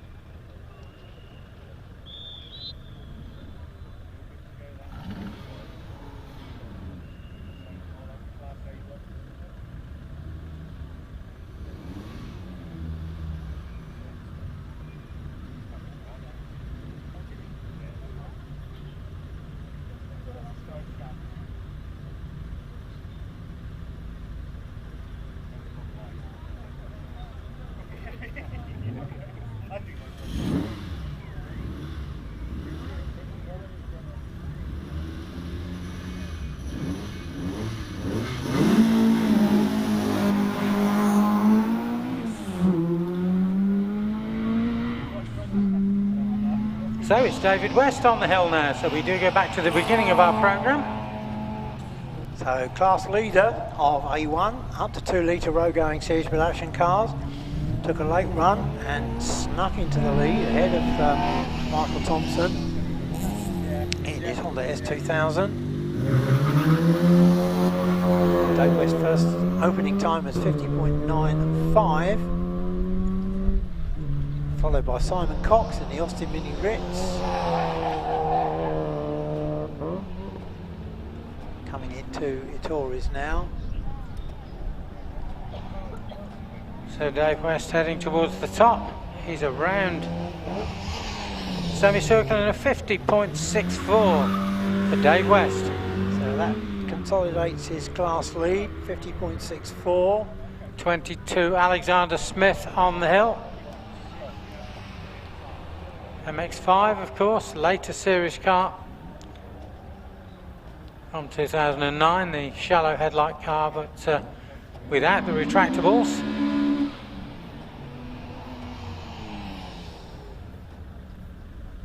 So Simon Cox finishes in a time of 54.78.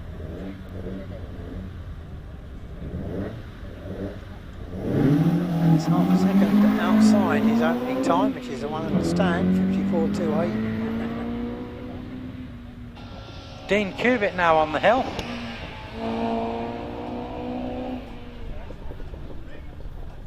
He was third after the first runs in the 51s. Yeah, currently leading before this meeting, at the start of this meeting, was leading the Sunrise Sunrise Speed Championship.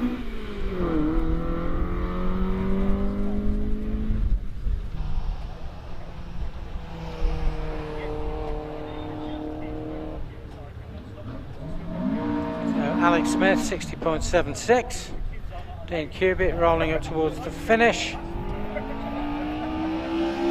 gone past midway and through. Semicircle, Dean Cubitt's time 51.87. Ken Morris still on the hill. Andrew Till now, number 26. The MG ZR goes past us now. Bright yellow little ZR. A few years since these were last produced over at Longbridge. So Cubitt, in fact, just 100th of a second slower than his first run, which will be one to count. And he stays in third place in the class.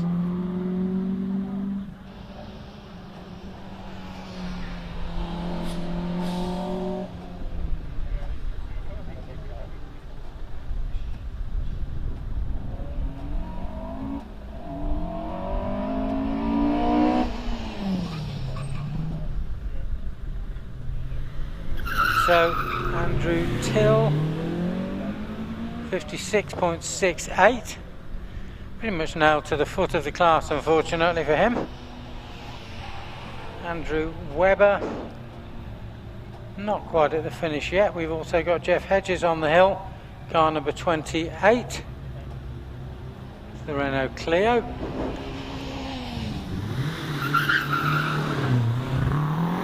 Yeah, 197 Cup, of course. So Jeff Hedges has gone through halfway. Here's Shane Dyson, number 29. Shane in the now increasingly rare Renault 5 GT Turbo. Very, very quick car in the day. Still not to be messed with. Drivers to your car speed codes number 50 to 80, including any dual drive.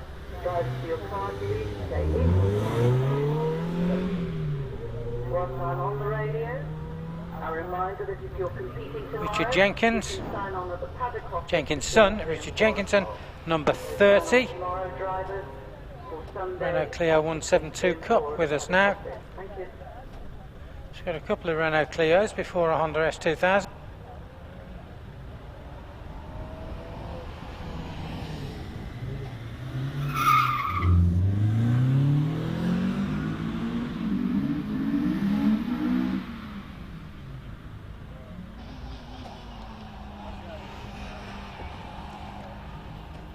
Clio of Leslie Wilson now, number 31. Makes the exit from Itores. Eyes back uphill again into Pardon. Past Jackie's Gateway. Through the halfway and into the S's. And next on the hill, it's Michael Thompson, perhaps the only man who can attack that lead time of David West, which has been moved to 50.64. There was 100th of a second in it after the first runs, but Thompson's got to find well over a quarter of a second, 4/10 of a second really, to attack the lead time at 50.64. Meanwhile, Leslie Wilson's time is 54.83.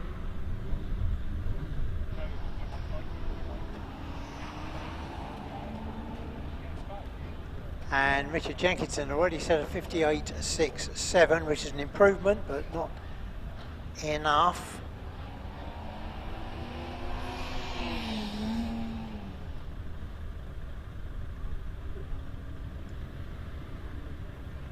And Michael Thompson finally crosses the line on 50.90. Well, 6/100ths of a second improvement, but not enough to attack David West's lead time, so he still leads in the Peugeot on 50.64.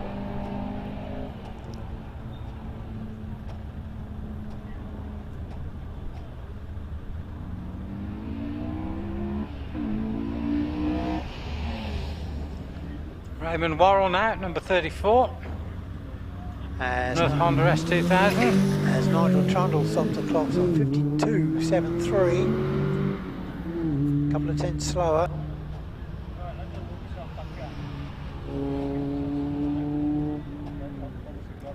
The Elise. Series 1 of Alistair Clark. Raymond Worrell's time, 52.29. Good improvement that. Puts him up into 5th place.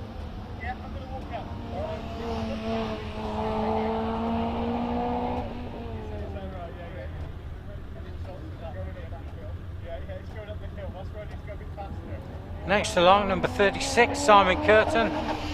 Lotus Exige, 2005 year model car.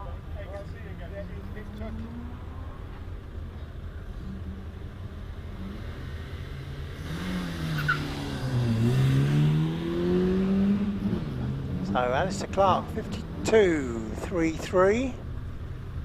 Another good improvement, puts him up into right at the end of the top 6.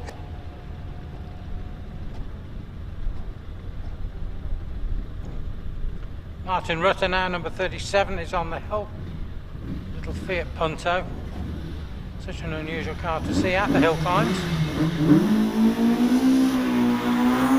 So many of these all over the years. So Martin, number 37, is through the halfway already, and we're now looking out for Nick West, number 720. Can he do anything about his dad's time when he slipped to 7th? In that first set of class runs? Not really in touch with the leaders at all. He's got a chance to do something about it now. His dad still leads on 50.64 from Michael Thompson's 50.90. So Nick's got to find 3-second improvement, which is quite a bit. Martin Rutter, meanwhile, 61.61.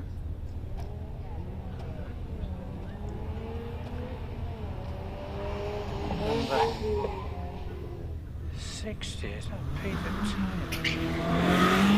Yes, already up on the hill is Peter Taylor in the Ford Puma.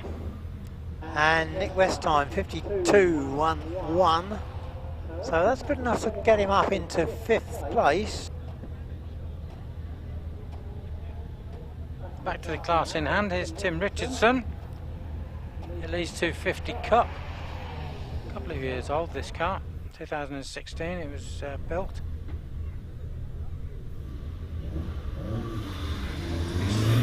John Wells. Here we are, he's left the line. So He's yet to come into sight. To complete the 2-litre row going class, we just need to see Charlotte Phelps, but I don't think realistically that Charlotte's going to attack the lead time, so it looks very much as though the class will be won by David West on 50.64 from Michael Thompson, and Simon Curtin moves right up into 3rd place from 5th after the first runs.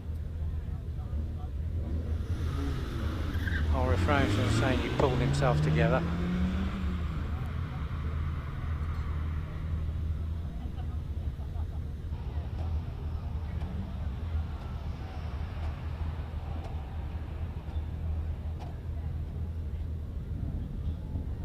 So, Charlotte Phelps now. Change of car, change of class. Charlotte in the MX-5. I was going to be sharing the car of her father in a later car. Very, very slow around the outside of the Tories. Not particularly quick around that part of the course, so that's got away from her. Next we have Thomas Twemlow, number 41. Familiar name because you'll see his dad later on. He's around this neck of the woods these days. He spent part of his childhood up in Scotland, where his father got to know Doon Hillclimb so well.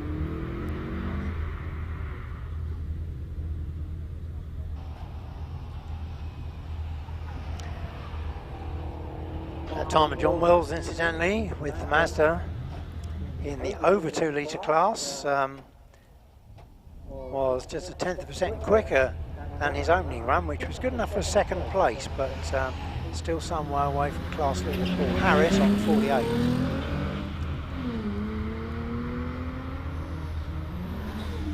Thomas Tremolo's time 51.96. Adrian Hall Carpenter approaching the finish. John Williams now on the hill, number 3. That's the Nissan 350Z. Another unusual car to see hill climbing, really.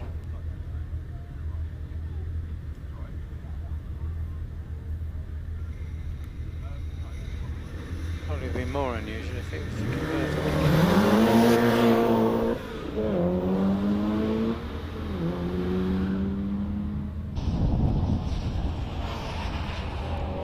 Next along, it's Paul Harris, number 44. Always attacks the hill wherever he is competing.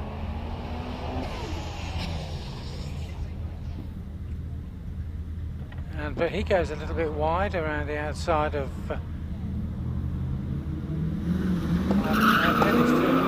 he's into the S's now.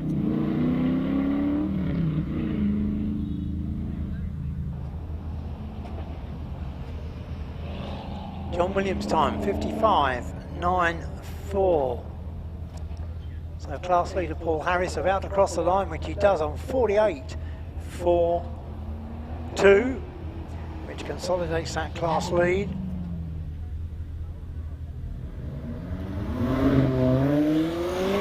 Will Goff next. Peter Ash has already gone past us in the TVR Griffith. Will Goff driving this exquisite little Alpha 4C. Actually used one of these as a course car at the very first Hill Climb Masters at Eschdorf. Not really quite suitable in my opinion, but you really want something big and bulky that you can put lots of passengers and bits and pieces in.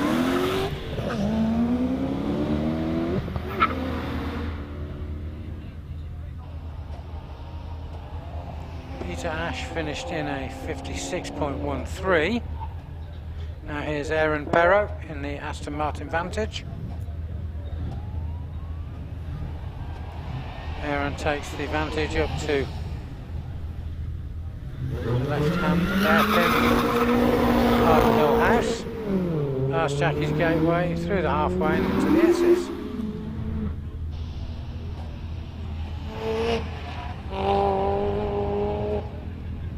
Thoroughly modern Mini of Phil James.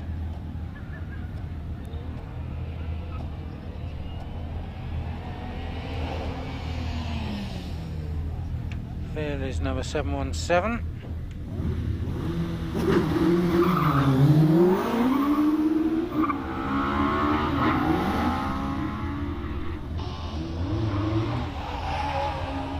Aaron Perrott posted a time of 51.59 and a 57.72 went to Will Goff, 57.72.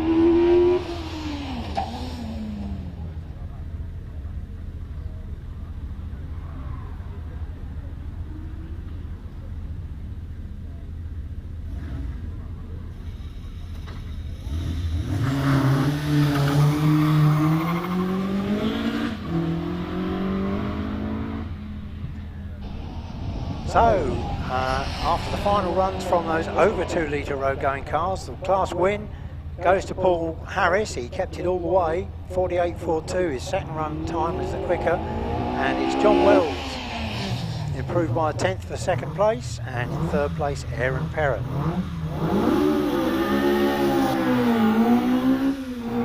So now we've got road going specialist production cars. Ben Woodcock, the class leader, sets a 47.08, not quite so quick. 46.63 is the lead time. 51 Keith Adams in the Westford SEI approaches the finish. Meanwhile, in front of us now is Trevor Brown, number 55, Ginetta G15. I think we've got another G15 here tomorrow that we're very, very familiar with.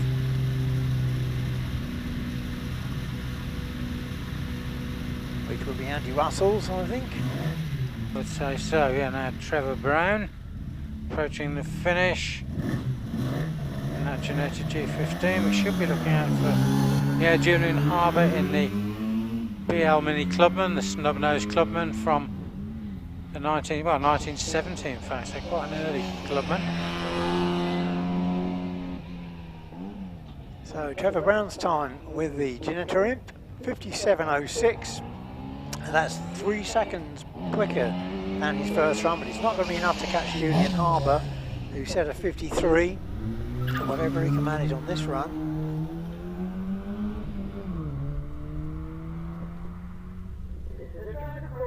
I never quite did get the Clubman back in the day, you know, why you would just add an extra big front to a Mini and expect to sell them. One of those many strange decisions made at VMC and later BL.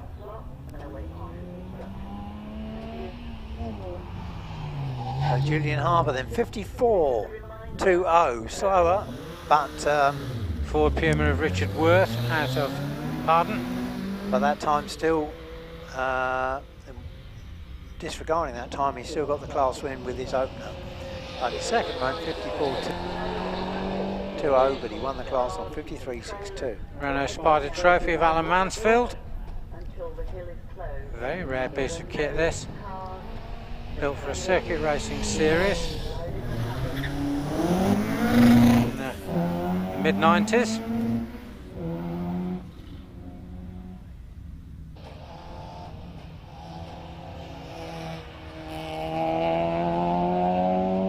Next along, number 63, Paul Meadows in his Renault Clio.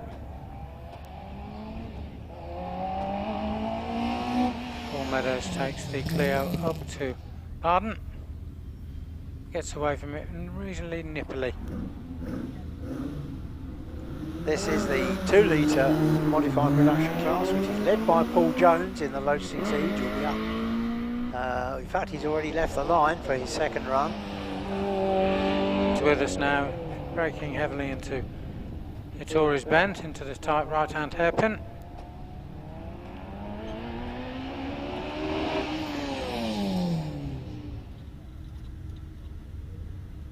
Many years, of course, since the crossover course was run here, where you approached, where you crossed over before Ettore and took it as a left-hander, if you remembered to, of course. Yes, it was relatively short-lived as a competition venue, the crossover course. But if you can see that on the live feed, because I believe people are watching us on a live stream via YouTube. I think the full day will be carried tomorrow for the Midland Championship, so you should see 2 Midland top 10 challenge runoff, top 12 runoffs to confuse. It's got a top 10 challenge, but it's still a top 12 runoff. Now the TR7 V8. This is Maxwell Briley Jones's car. Well, in that 2-litre modified production class, we've still not seen Dave Purdy's Opel Manta take his second run, but it looks very much as though he's going to be in second place in the class ahead of Paul Meadows, but the class won by Paul Jones in the Exige, 47.54 in his first run. Now Nigel Elliott's hairy TR7 V8, turbocharged Rover V8 under the bonnet. Very short wheelbase, very torquey car. Used to break its gearboxes regularly until Nigel substituted a new one, a French manufacturer, a couple of weeks ago, after breaking a Borg Warner T5 for the last time at Lowton Park, and off it went. Sounded like Edmundo Ross's Maraca band when it failed.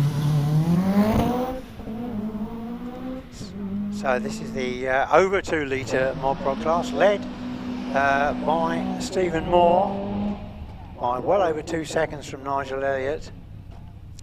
It's already set an opening time of 48.22 to hang on to second place in class.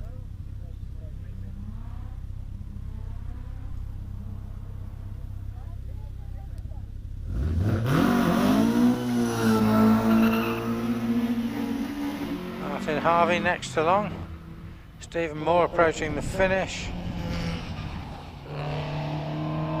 Martin Harvey in the Westfield SEIW, so we're into a class of what Reg Phillips used to call low cater fields. In this case, Westfield's Caterhams and one M&R Vortex.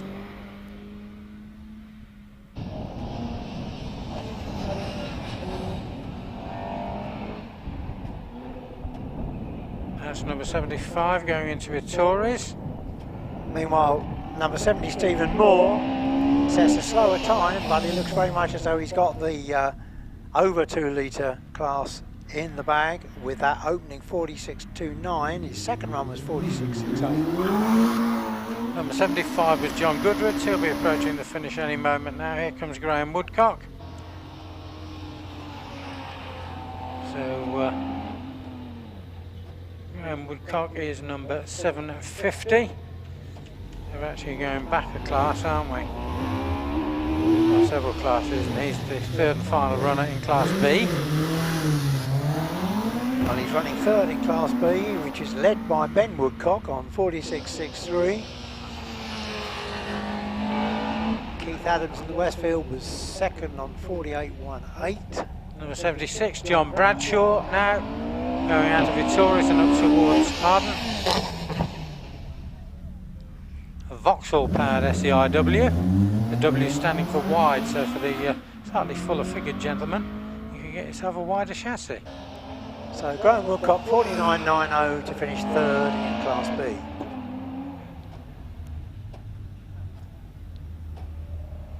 '77 is John Bradshaw.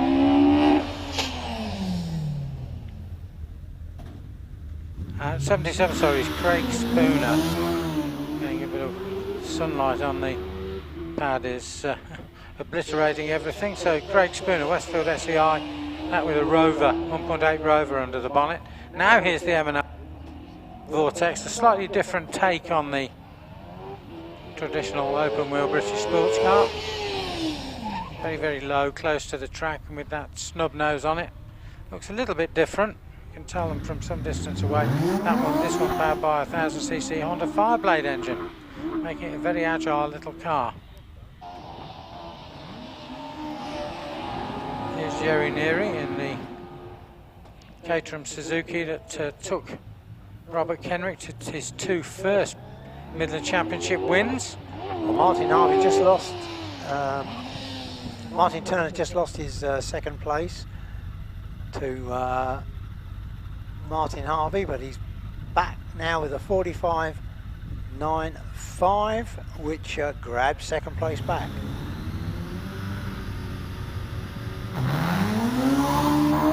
Jerry Neary approaching the finish.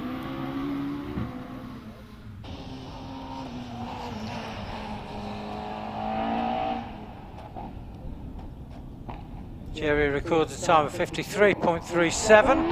Now Simon Jenks, usually a very quick driver in this booster powered Caterham. Regular around the Midland Hills, of course.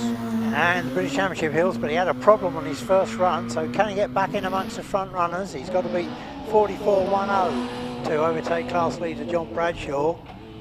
Should be within his grasp. Stuart Bickley now in the Radical Suzuki. And it's 43.64 for Simon Jenk, who snatches the win right at the last minute, having failed on the first run. 43.64 for Simon Jenks. Familiar behaviour that from Simon, I have to say.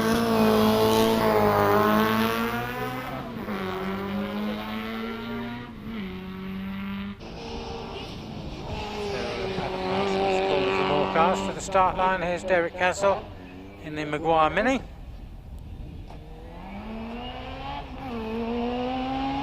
Bucket loads of these in Northern Ireland, of course, driven by people like Rudy Gage. All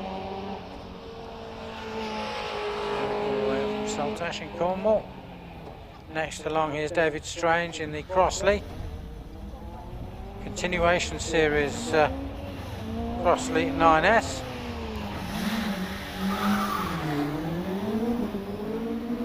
Looks a lot older than it is. It's actually a 1999 car, but it looks like it was built in the late 60s. Steve Barnard's space frame Audi TT goes past us for all the world. I always think when I look inside the car, it looks a bit like a short circuit hot rod. So Stuart Bickley improves on his lead time, 44.85, leads Class F for 2 litre sports levers and Hillclimb Super Sports cars.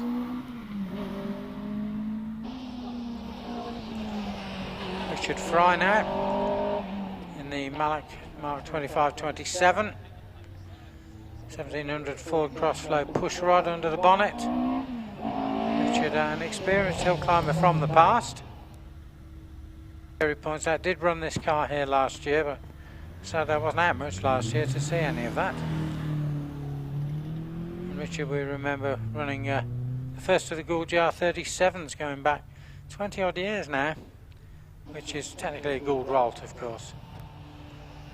And Steve Barnard, with that improved time, 46.37, fails to improve his position. He's still second to Stuart Bickley, with Derek Kessel third in the Cooper S. And the Speed Club invitation. Drivers to your cars, please. Cars 127 to 166. Including Richard Fry, 47.77. So that, in fact, moves him up into third place, ahead of Derek Kessel's space frame Maguire Cooper S.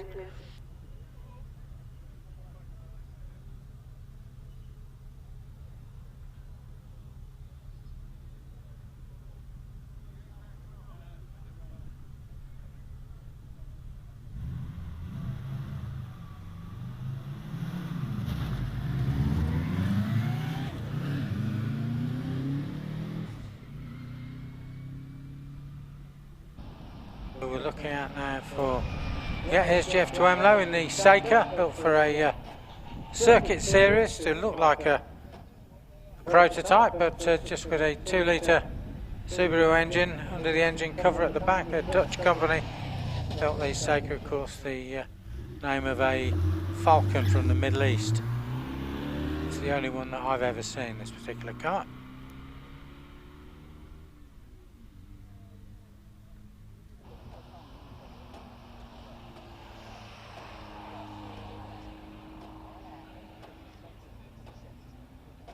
Now it's the MGB, Ian Spring, number 93.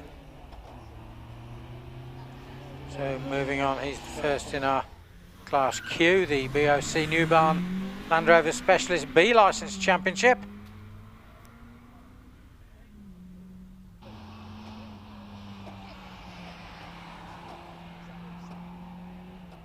Yes, this class led on handicap in a class where there were a large number of cars inside their target time, and 3 of them were over a second inside, and the quickest of those, Jamie Stevens, with 1.6 second improvement on target. Ahead of Nigel Ryan in the Porsche, Stevens driving the EMG ZR, and in third place in his John Cooper Mini, Christopher Dew.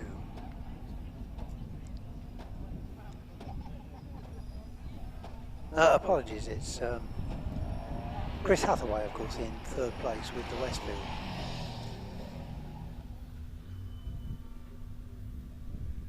Well, that's Mark Dockery, number 95.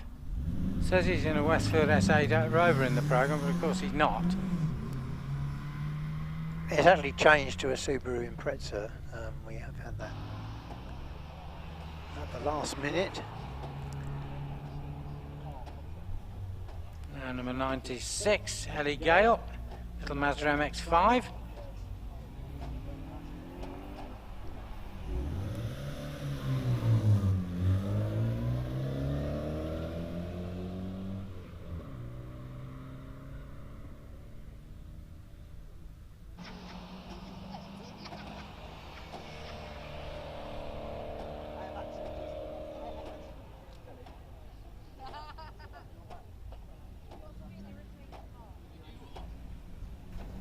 next along. That's Christopher Dort, number 97. And here's John Cooper, Le Petrol.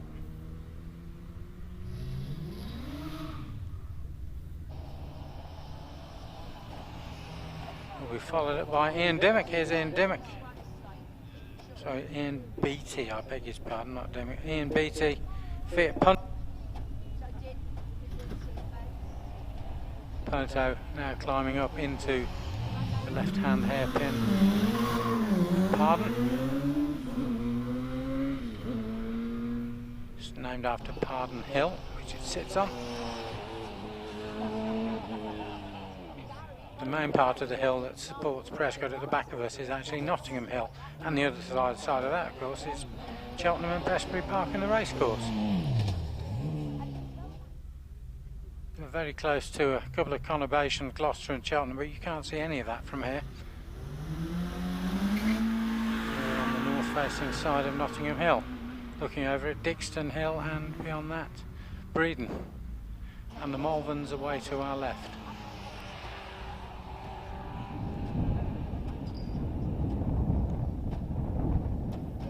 Next along, number 99, that is Christopher Webb.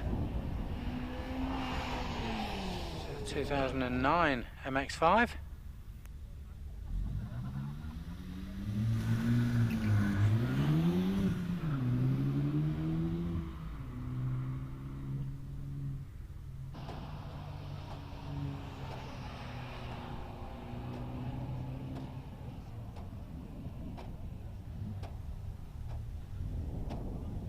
Christopher Hathaway next on the hill, number 100 in the Westfield Sport 250. He's currently third on handicap in the class, 1.06 seconds inside target. Did we give them a time for David Bickley? It was a 48.32 anyway. He completed that earlier class. So Chris Webb, 56.41. Chris Hathaway about to cross the line. Can he improve on that opening 53.94? Perhaps move up the order. No, it's 54.64, so he stays third on handicap in the class. Next along, this is Ian Winnie, number 102. Yet another of our Mazda MX-5 mounted competitors.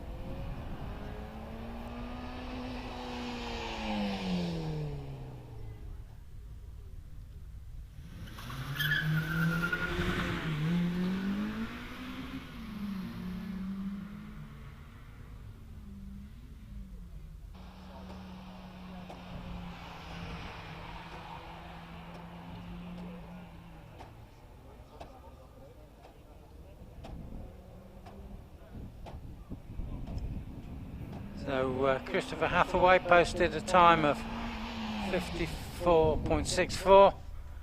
Dominic Morland 54.29, and Ian Winnie in the Mazda 60.06. Next along, Kenneth Williamson approaching the finish. Here's Lee Craddock, number 104 in the Honda Civic Type R. This is the very, very recent Civic Type R, the 2017 model. The all singing, all dancing, all the motoring journalists want one Civic Type R's.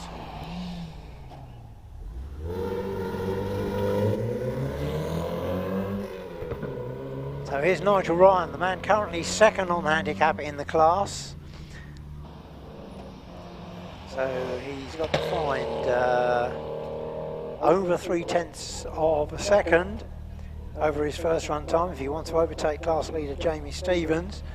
Meanwhile, Kenneth Williamson's time 60.04 and Lee Craddock 55.23.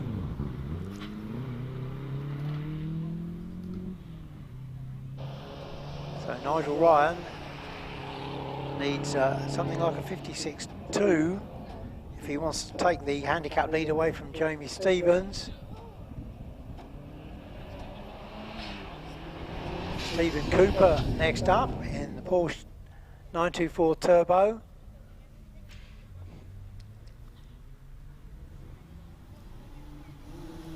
And Nigel Ryan is slower, in fact, 57 seconds exactly, so he stays second on handicap.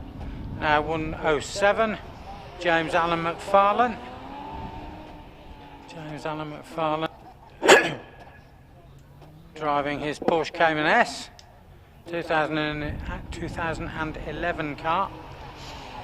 Brings it up towards left hand pardon hairpin.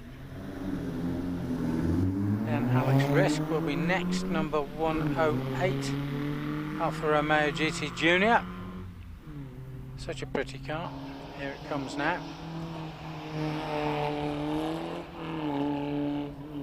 Either he lost traction on one wheel or the clutch is slipping, one or the other. I suspect the former. He probably lifted a wheel on Orchard Bend that he's into. He's going to lift a wheel anywhere, it's going to be pardon. Quite often seen with a left rear dangling in the air. Usually one of the front wheel drive hot hatches, like a Renault Clio, such as the one that's on the hill now. And that is the car of Mark Puddle, number 109. It's a Clio RS 200. A lot of power from a little car. So Stephen Cooper finished with a 54.19. James Allen McFarlane on a 53.62, and Alex Risk 62.88.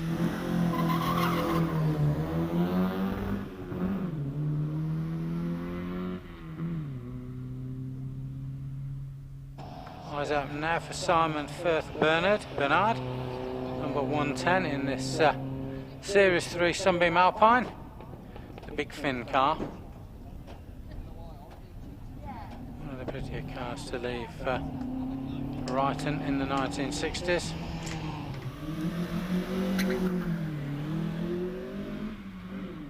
Effectively a rebodied Singer Gazelle.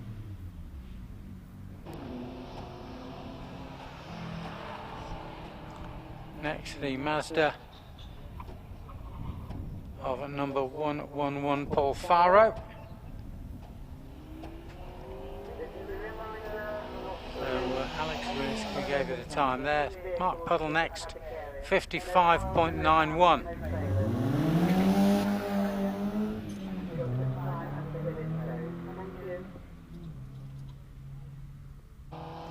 So it remains Jamie Stevens in the lead on handicap from Nigel Ryan and Chris Hathaway. Andrew Willcox now, the Caterham Super 7 with the 1600 Rover under the bonnet. Sarah Davis currently fourth on handicap. She's running right at the end of the class. And we should see Jamie Stevens in about half a dozen cars or so. Findlay Buick Copley with his Mazda MX-5. Coming into Ettore now, Andrew Willcox time will be coming up shortly. Paul Farrow set a 56.79. Andrew Willcox 52.33. Findlay Buick Copley next across the line. He's followed by Peter Neal in Healy Sprite. That's right in front of us now. He's at the apex of Ettore and away.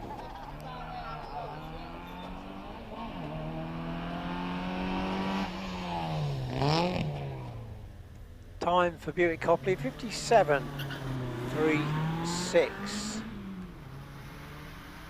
Some way away from his opening run time of a 52. So here's John Wadsworth, number 115. He's running his Mazda MX-5 today. It's the one with the factory hardtop.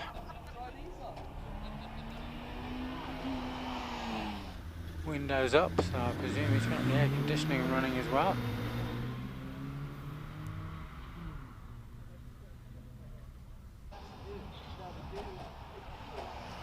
Next along, Paul Renison, number 116, 944, Porsche 944 Series 2. So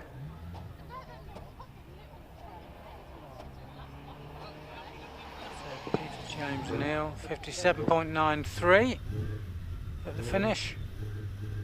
John Wadsworth is there now, and it's a 56.98. John Wadsworth, Paul Renison still on the hill, and here's Philip James, number 117. This is a John Cooper GP, BMW owned minis from Carole, on the outskirts, on the southeastern outskirts of Oxford, of course. The old Morris factory. A very modern building on the old site.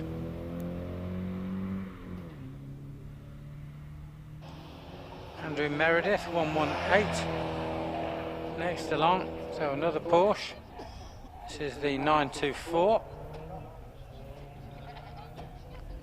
from way back in 1980, so the car now some, well, getting on for 40 years old next year. Back end skips out on him, out of Baden, and he's through the halfway now. And next along here comes this is Jamie Stevens. The class leader on handicap, Jamie Stevens. 1.6 seconds clear of his target time. Nigel Ryan failed to improve, so he stays second on handicap. So can Jamie Stevens find more time? 56.40 was his opener. Meanwhile, Andrew Meredith stops the clocks on 57.54. And Stevens attacks the second half of the hill. He's followed by Rob Guttridge in the Mazda MX-5, car number 120.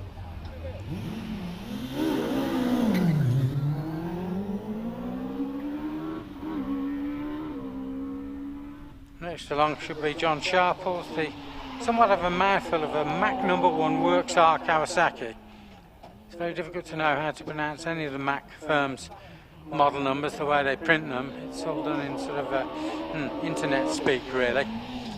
Well, Jamie Stevens 56.52, slower than his opener, but it's he's still there at the head of the class from Nigel Ryan, but moving up. In fact, now into third place, Andrew Willcox in that case from Rover K. And all of them inside target. In fact, the top 4 over a second inside target.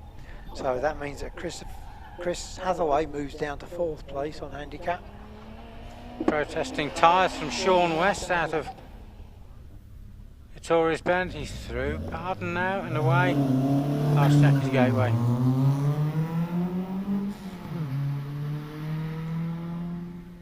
Named after the former resident of the house, Jackie Wilton. Lived there for many years. It's the house set back from the hill, from his gateway.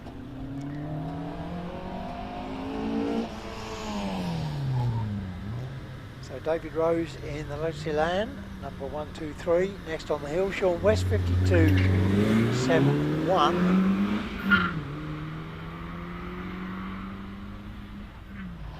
And Matt Gregory has left the start line, number 124.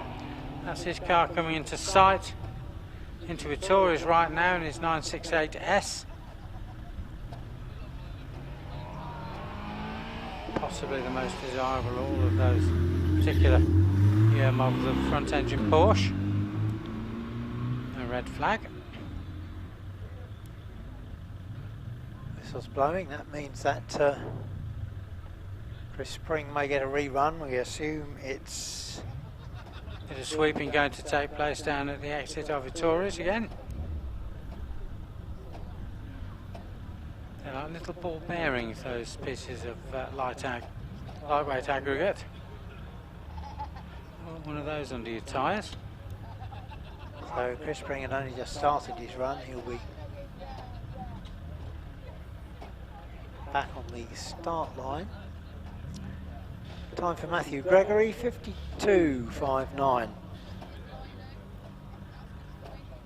So as we come to more or less the end of the class, we've still got Sarah Davis to run. In fact, she lay 4th after the first runs on handicap, but she's been edged down the order. David Rose, meanwhile, with that 53.70, moves right up into the class lead on handicap. That's over 2 seconds inside target time, 2.3 seconds inside target with that 53.70.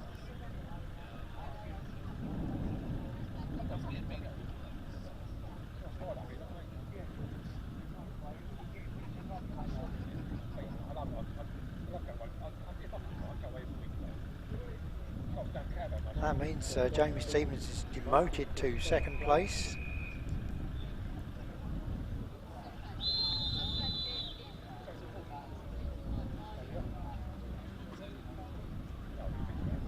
And Nigel Ryan remains 3rd. Neither of those two drivers having found an improvement, but a tremendous improvement. A couple of seconds, in fact, for David Rose in the Elan to grab the lead on handicap.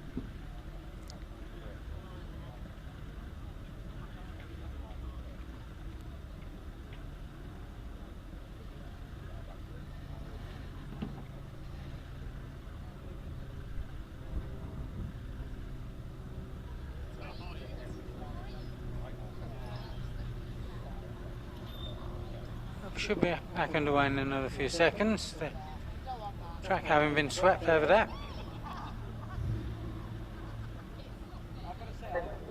This is a driver call for driver of car 36, Simon Curtin, to the paddock office, please. Simon Curtin, driving car 36. Thank you. So here's Chris Spring on the rerun.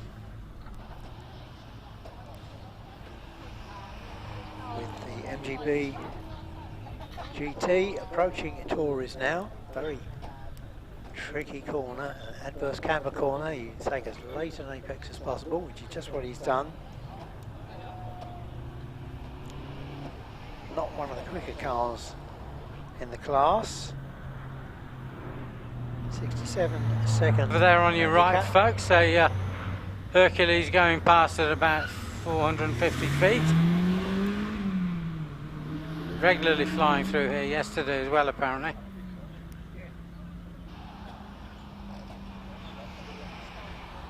You know, you come to Prescott, you get an air show as well, Jerry. Get everything. We haven't had the trains yet over the... No, they've been a bit quiet, haven't they? I don't know what's going on over there.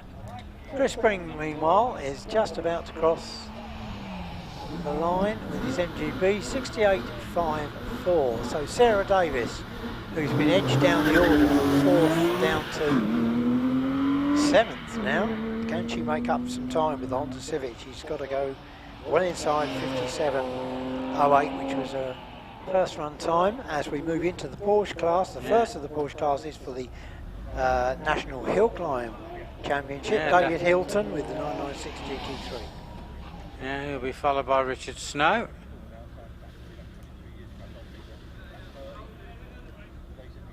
And 58.03 for Sarah Davis, no improvement. So the class won at the last minute by David Rose in the Elan, 2.3 seconds inside target, ahead of long-time leader Jamie Stevens, and in 3rd place Nigel Ryan. It's a massively successful championship, isn't it, that one, with that sheer number of entrants. Always well over 30 entrants in the class. Yeah. And they do sprints as well. As far away, I think, as the MAC's shared sprint with the Chester Motor Club at Anglesey Circuit.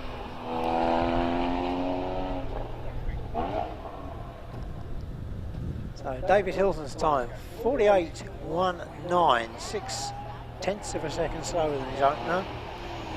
So that's Richard Snow now, moving on to his Cayman GT4 2015 car.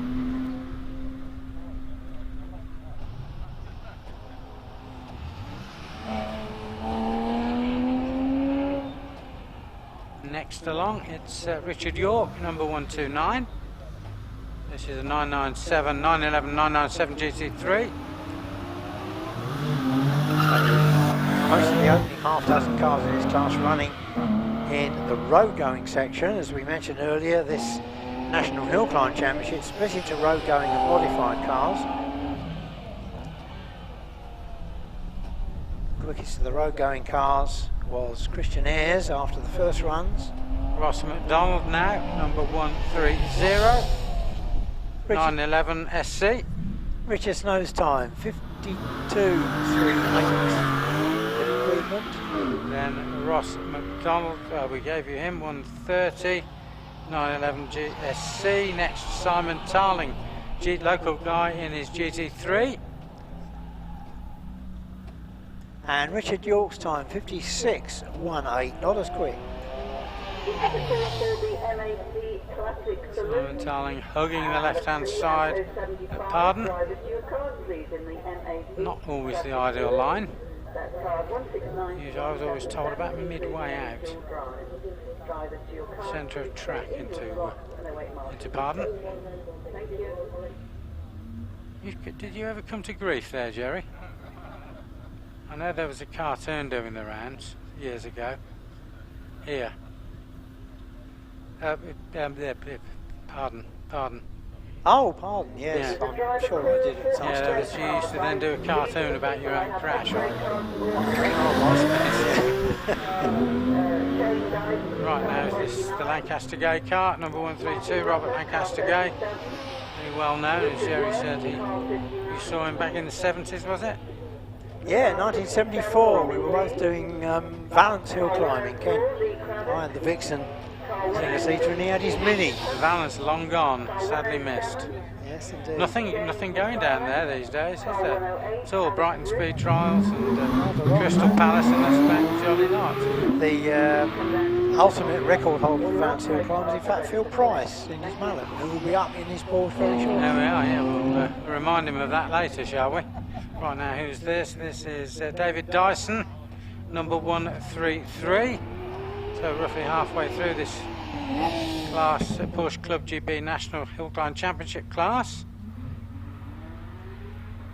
David, always a quick customer. Well, David Dyson leading his class, the road going class within the championship, and leading the championship outright with the GT3. Here's Christian Ayres. In actual fact, he's in terms of times, he's not in the top 6 because most of those are held by the modified cars, not surprisingly. Robert Lancaster Gay's time, 48.40. Slower than his first run. So Christian Ayres, GT3 RS. Already halfway up the hill. And into the S's and into the left-hander. And here comes Duncan Andrews. First time I've seen Duncan out this year in this car. He also has a Formula 4 tucked away in the garage at home. I think he was running at Gerston earlier. Okay, yeah. Didn't see him there. Well, I wasn't there to see him. There was a Porsche class in the British Championship event. But he's pretty much Midlands, been based over in Droitwich, of course. Runs the Westwood Cylinder Liners business. Who supply? Everybody who needs liners goes to them. So in fact, David Dyson with that 47.66 moves up to 6th place in class. Paul Howells leads the way, and all the top runners in the class, of course, are from the modified section of the championship. It's Phil Price now, look. In his, it's 1972 car, this 930 RS, always quick. Yeah, one of the first customer turbo cars for the 911s. Christian Ayres, fastest road going runner, 47.02.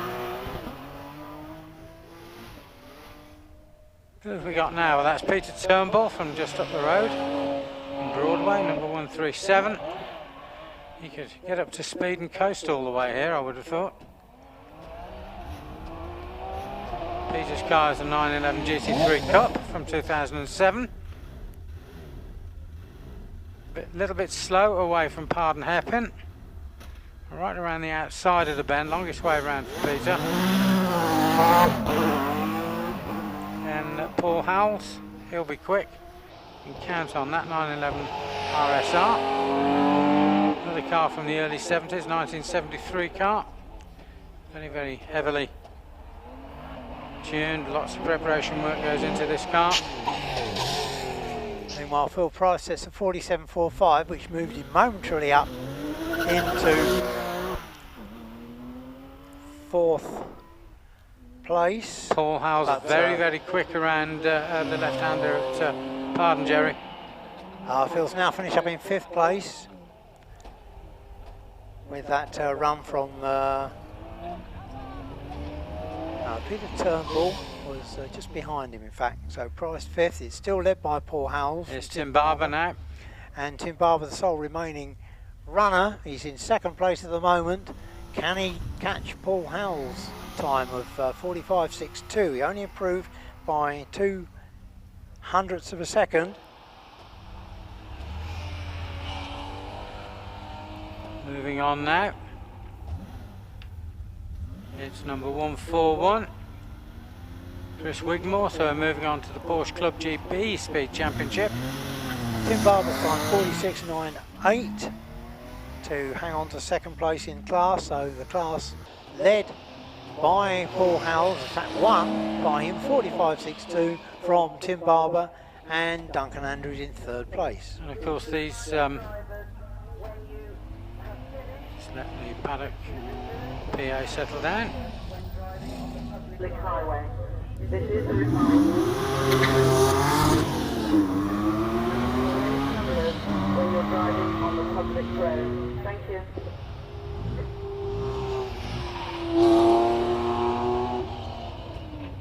Just a reminder that it is Petro Canada Lubricants that sponsor these Porsche Club Championships. Very big thank you to them as a sponsor. And of course Pirelli are involved too.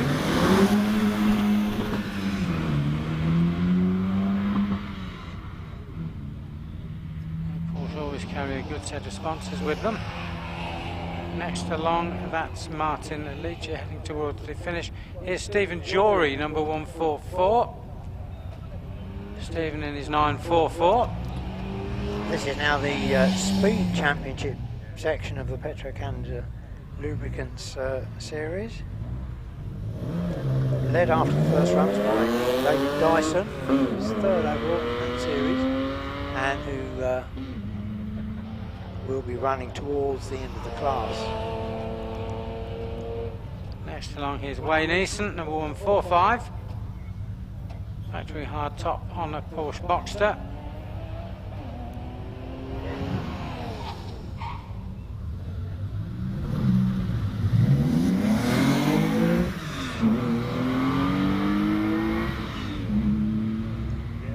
Finish time for Martin Leach was 51.46, then Stephen Jory was 50.44. Wayne Eason approaching the finish any second now. I'll give you his time when he rolls through the beams, and a 51.35. Wayne Eason. Geraint Evans now through the halfway. Here's Graham Rose. Prepared this car very quickly after a little incident at Lowton Park 2 weeks ago. You can hardly tell. Beautifully done.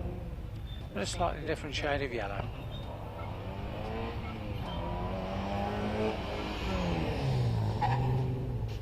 Wayne Eason, meanwhile, 51.35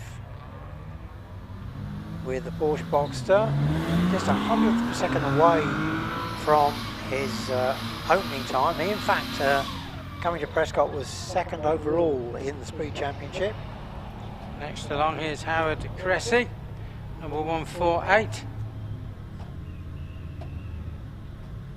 Porsche Cayman. Red's going out, so Paul Cressy, sorry, Howard Cressy, is pulled up by Orchard Exit. Or possibly you could call that Barden Approach. You've got a marshal's post there that serves the track in 2 directions. So So they're moving Howard's car out of the way as the ambulance hoves into sight. So who went off? Would that be Graham Rose? Oh dear. Graham, that's two events on the trot.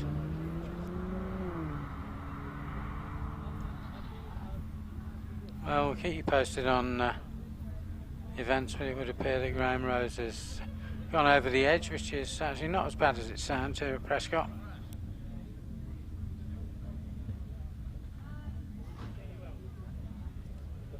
If there was a hard barrier there, that would stop you dead. What you do is roll down the slope and into all of the brambles at the bottom.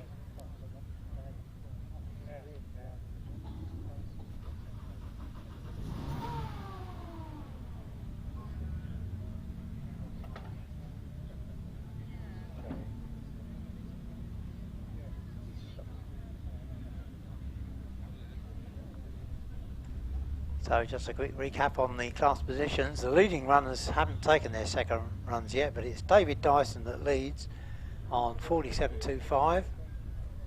A couple of seconds more clear of Justin Mather, with Andy Fagan in third place.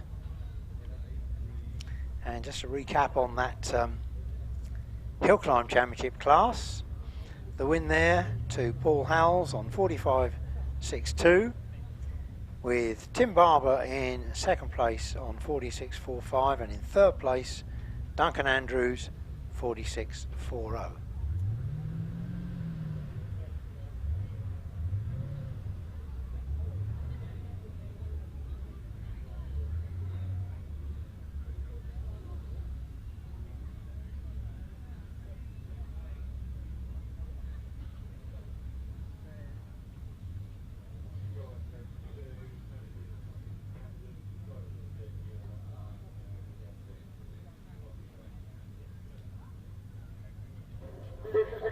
This is a call for Simon Curtin, car 36.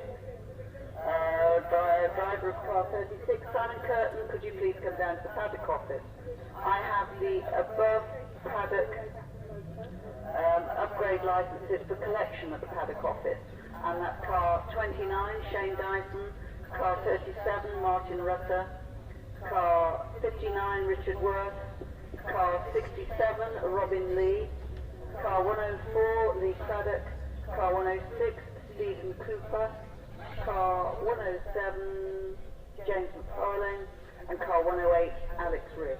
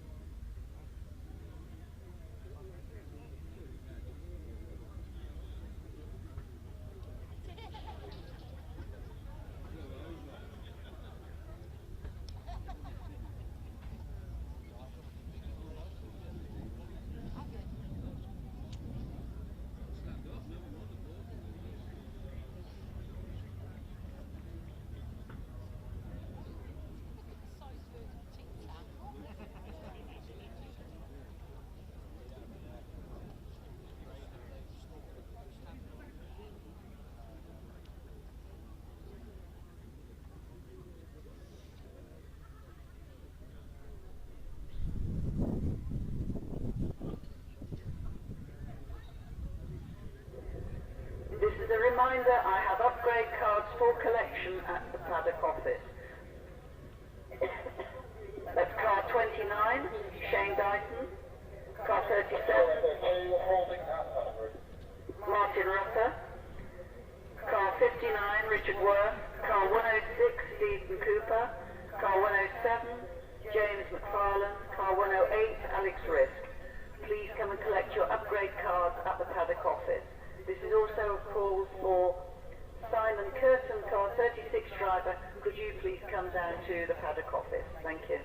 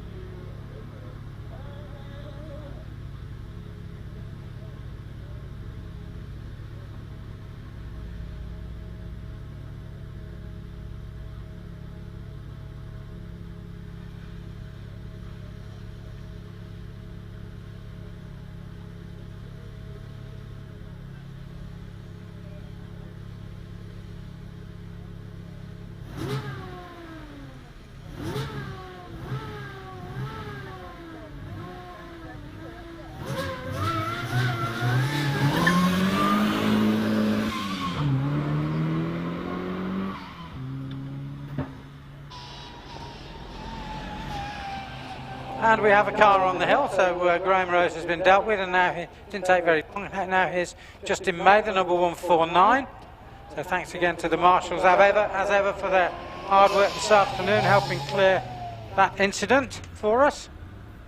Oh, Justin May, the second in class at the moment, behind David Dyson, who leads with a 47.25. But well over 2 seconds, in fact, to make up for Mather if he wants to get on terms with the class leader. Car whistling and winding away as it heads up towards the finish line. That is Justin Mather, and he does a 49.69. Which is in fact slower, so no improvement. With the car at the start line, spinning the rear tyres to warm them up, and here he comes. It is Howard Cressy on his restart. Let's hope he behaves himself.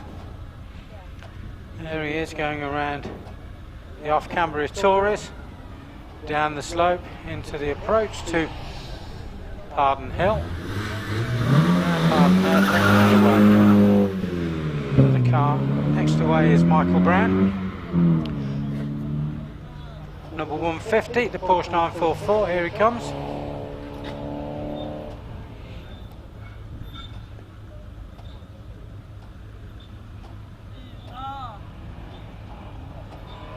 So towards the finish and through goes Howard Cressy, we're on it. Not quite there. Oh, 56.12. Howard Cressy, 56.12. Justin Mather, 49.69, which I think we did capture. And Michael Brown next. Then Andy Fagan, 151. Habitual class winner in this Porsche Club GB. Supported by Petro Canada Lubricants class. Well, he is the overall championship leader and the class leader, but he's only third, when we say class leader, category leader in the 4 category split for this class, but he's only third in this class today on a 49.60, so he's got to find a couple of seconds as well, or more, to get ahead of David Dyson, who still leads on 47.25. Next along, here comes Barrie Powell. That's number 152.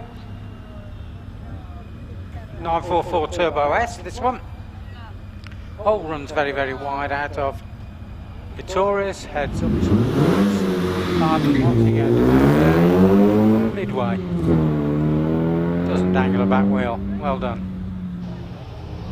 And through the finish line has gone Andy Fagan in a 49.67. No, that's in fact 700 slower than his opener, so he stays in third place. Barrie Powell up towards the finish. This is Carl Lupton turning into Barton and away past the gate and through the halfway just about now. So Barrie Powell 57.96.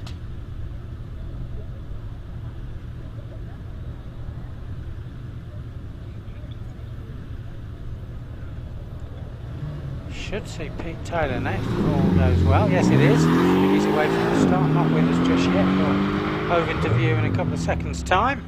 Carl Lupton finishes with a 49.73. Here is Peter Taylor. Top down now. Look. Oh, and what does he do? What was that all about? What did he do there? Just about went into a crash stop, I would say. Almost stopped at the apex of the bend. Well, it cost him a bit of time, 49.64 on his opening run. Very strange way of dealing with it. Let's see how much difference that makes. I wonder if he got his shoe or racing boot caught under one of the pedals. Well, it's David Dyson next, the class leader. He's third overall in the series. David Dyson. Away from behind, good launch. In fact, Dyson 2.38, one of the better ones in the class. Peter Taylor, meanwhile, 60.75. So something else must have happened there, because that's a very slow time for him. 60.75 for Peter Taylor. Yeah, he never really recovered from what happened here down at Vittoria's, I think.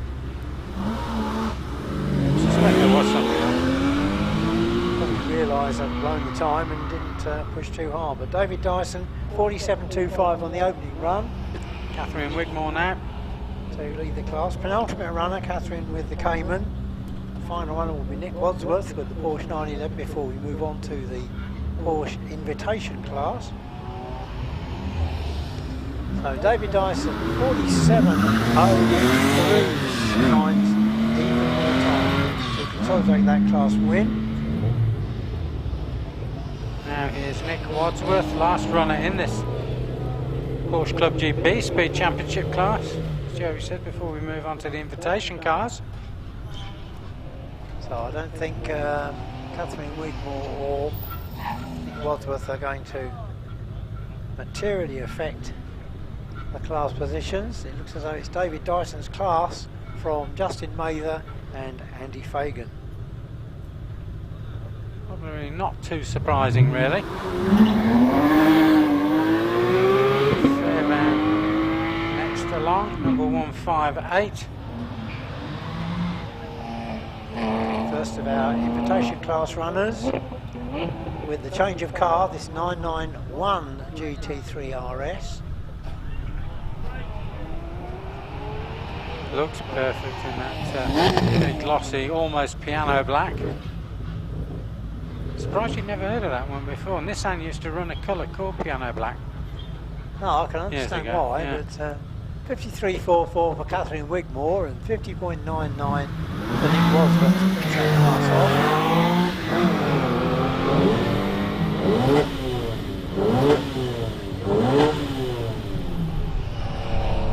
Next along, it's the Golf livery car of David Franklin. You've probably said just about everything there is to say about David Franklin. But I do know he is a very safe pair of hands. If you've got a classic car that needs a good turnout and a good race, and you're not going to do it, he's just the bloke to put behind the wheel, because he does tend to bring them back alive, which I think is very important. I do get upset by some of what I see going on at the likes of Goodwood with valuable and very, very classic cars being smashed to smithereens. In fact, David, a regular competitor at Goodwood, I don't think he's missed a revival meeting, as far as I can remember. No, they interviewed him the other year, yes, he's not missed one. And he's got FTD at the Festival of Speed before now. One of the Ferraris, I think the same one that he held the Shelsley classic record with for some years. Yes, that one, yeah. Peter Shetty.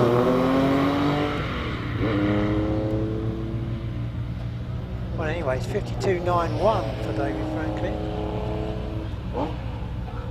which is a good improvement. Actually, I expect Marcus Pye's probably got a saying to go with that, a bit like the one that we heard, the pecunious dairy executive. Who was that? One of the hill climb champions from David the past. Good. Yeah, probably, yeah. Good. He was ski yogurt, wasn't Yeah, he? well, my mate used to say he was the ski yogurt sales director. Yeah. Happy days, eh? Happy days. Right, that's number 162 going down the slope and now up and around Barden. Number 162 being Matthew Pearce. Laura Warden, meanwhile, 51.77. So she's in 4th place in class at the moment. Led by Graham Lokes in the hybrid low Porsche from Jonathan Williamson. And of course, Laura Wardle, former award winner from the British Women Race and Drivers Club, their annual award winner a couple of years ago. I'm still not sure how they score that, but who needs Formula W? The British Women Race and Drivers Club have been doing it since forever, haven't they, Jerry? And to a very, very high standard. Indeed, yeah. I do think that's a bit contrived, Formula W. I think there are plenty of women race drivers out there mixing it with the blokes very, very well these days. And they're getting there, and one of the days there's going to be a ladies' champion, I'm sure of it. Whether it will be F3 or F4, I really don't know. But somewhere one's going to pop up.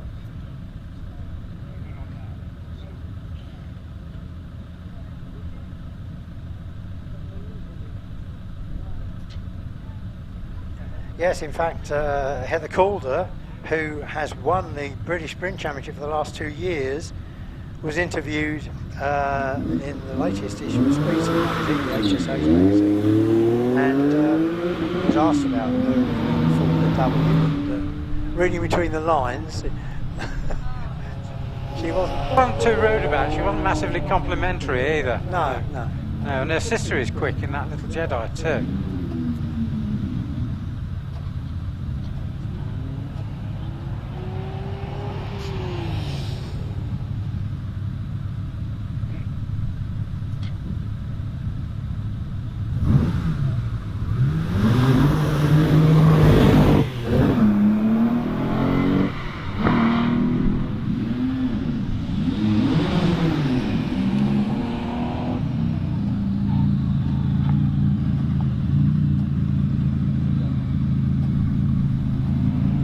Matthew Pearce, meanwhile, is over the line in 52.55, and Thomas Robinson 53.73, and now we've had Peter Chambers with his Carrera S in 53.85, and it's now Graham Lokes, the class leader, on the hill with this unique Lola Porsche, the T492 chassis.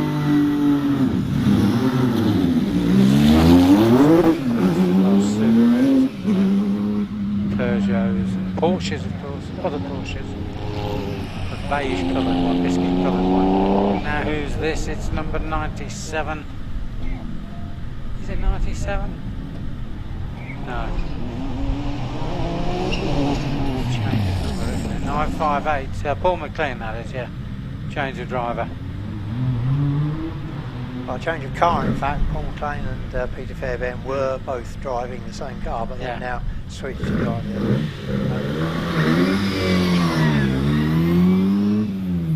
I won't make that mistake again because they've all had their runs now, haven't they? Yes, it's a very small class running in the invitation class tomorrow. I think it's just Laura and look out, Jonathan. Here he comes again. It's David Nursey, well-known clerk of the course from that other place just up the road somewhere, the other side of the Malverns. This is a call for Oh, he's gone wide again, would you believe it? This is a call for driver car 32. Phil Stade is going to love that. Well, Graham White, Lotus meanwhile, not as quick, but still leads the class. 110, 46.960 second car 112, and Andrew Woodcock, Willcox, car 112. 50.32. That is The lovely little car 119, James Alpha Stevens, of Bruce Atkinson. David Rose, car 152, Barrie Powell, car I 120, do like Alphas. Robin Guthrie, Reg Barkers, you remember him? indeed, Yeah, yes. the red one. Yeah, that was a beauty. So this is the MAC Classic Saloon and Sports Car class. Speed Championship. Dave Nurse's time 58.97. That's almost a couple of seconds off his opener. It's probably irrelevant now, but I'm going to check in with their championship coordinator overnight about, because I can, about did they change the name of the class? Because to me it was named a Sunrise Sprint initially. So maybe they have changed it to Speed and forgot to tell me. A long time ago. In fact, they ran a class here this week last year. Oh, right, okay, yeah. Bruce Atkinson 56.87. That's not as quick. So class leader Nick Stevens about to cross the line now, followed by Chris Jones in the Ginetta G15. Yeah, the little imp-powered car. When you lift that, the whole of the engine cover comes up like a clamshell, and there's a square tube around the back of the engine to simulate we call it the rear apron and bulkhead of the imp itself. Oh, the rear beam on the imp, you just unbolted it and the whole engine and gearbox slid out. Yeah, you the could back. have it. Yeah, I used to walk around with one of those engines under my arm when I was a youth, and strong and tough, not like I am today. I had a couple of imps on the road and the engine was out quite frequently. Yeah. Well, we ran a fleet of the Comet Cobs we ran, because I worked for a Roots dealer and a haulage firm that ran all the Roots products as well, so very familiar with them. And consequently, lots of people who worked there ran it, so the spares are everywhere. Meanwhile, Nick Stevens fails to improve, 50.5270 this time, but he still leads the class with that opening run, 52.36. I bet you never saw an imp with a bag of blue circle under the bonnet, did you? Under the luggage compartment in the front to stabilise it. It was done to cut down the understeer.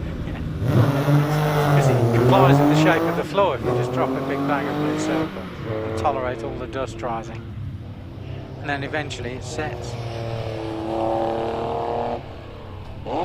Right, 961, that is Jonathan Williamson. Jonathan running a little later than we expected, perhaps. Here he is, better late than never. And I'm reminded, of course, by a friend who's listening in online to our waffling, that Jonathan Williamson was actually born in Ireland. So, till the age of 10, he was Irish. So he did very well to get that Cornish accent, Jerry. Yes, I suppose, yeah, now you come to mention it, I can see traces of Irish, ear traces. Yeah, that's right, yeah, you can pick it out. And guess who it was who told me? David Finlay from Scotland. Oh, It's funny, you got all these stories there, it's great for that. You get the hang of commentary eventually. I bet he's, I know he's listening in.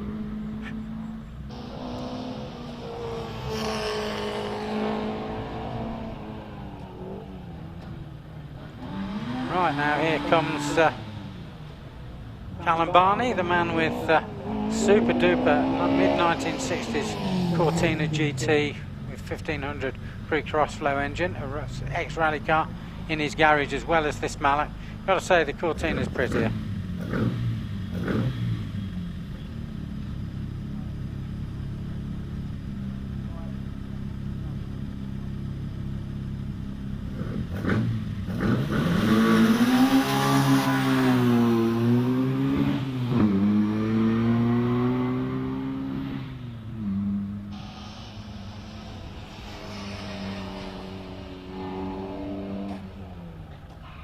And here's Phil Stader, local guy, man with a fleet of nice motors in his garage. Amongst them this A35, which has just about been speedwelled, hasn't it, Jerry? It's pretty much a midget. Sorry, a Sprite under the bonnet, I would say.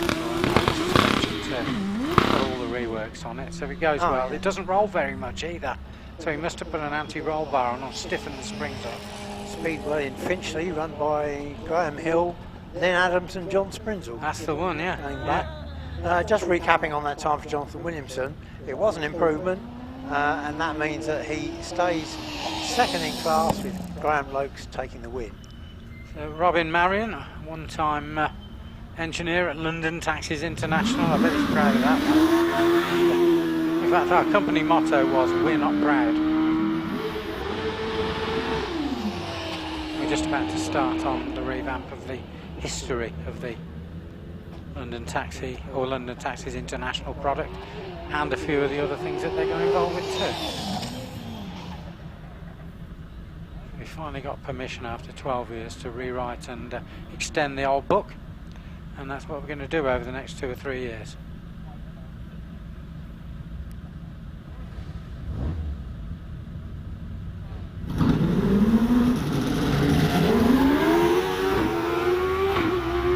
Meanwhile, there's been turnaround in that pre-75 MAC Sports Lever and Racing Car class, because Briony Serrell, second run, 50.68, which nips past Callum Barney's Mallet to take the win in the class.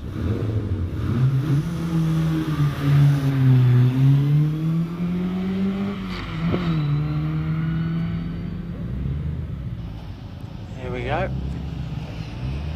We have got Carole Nicholls in the Nike on the hill.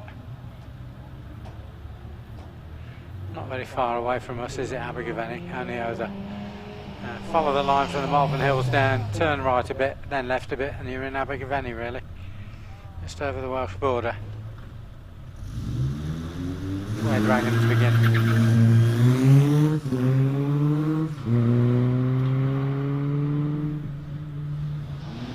Tom Weaver next in the family Formula Ford. His dad's not out in it this week, or today anyway.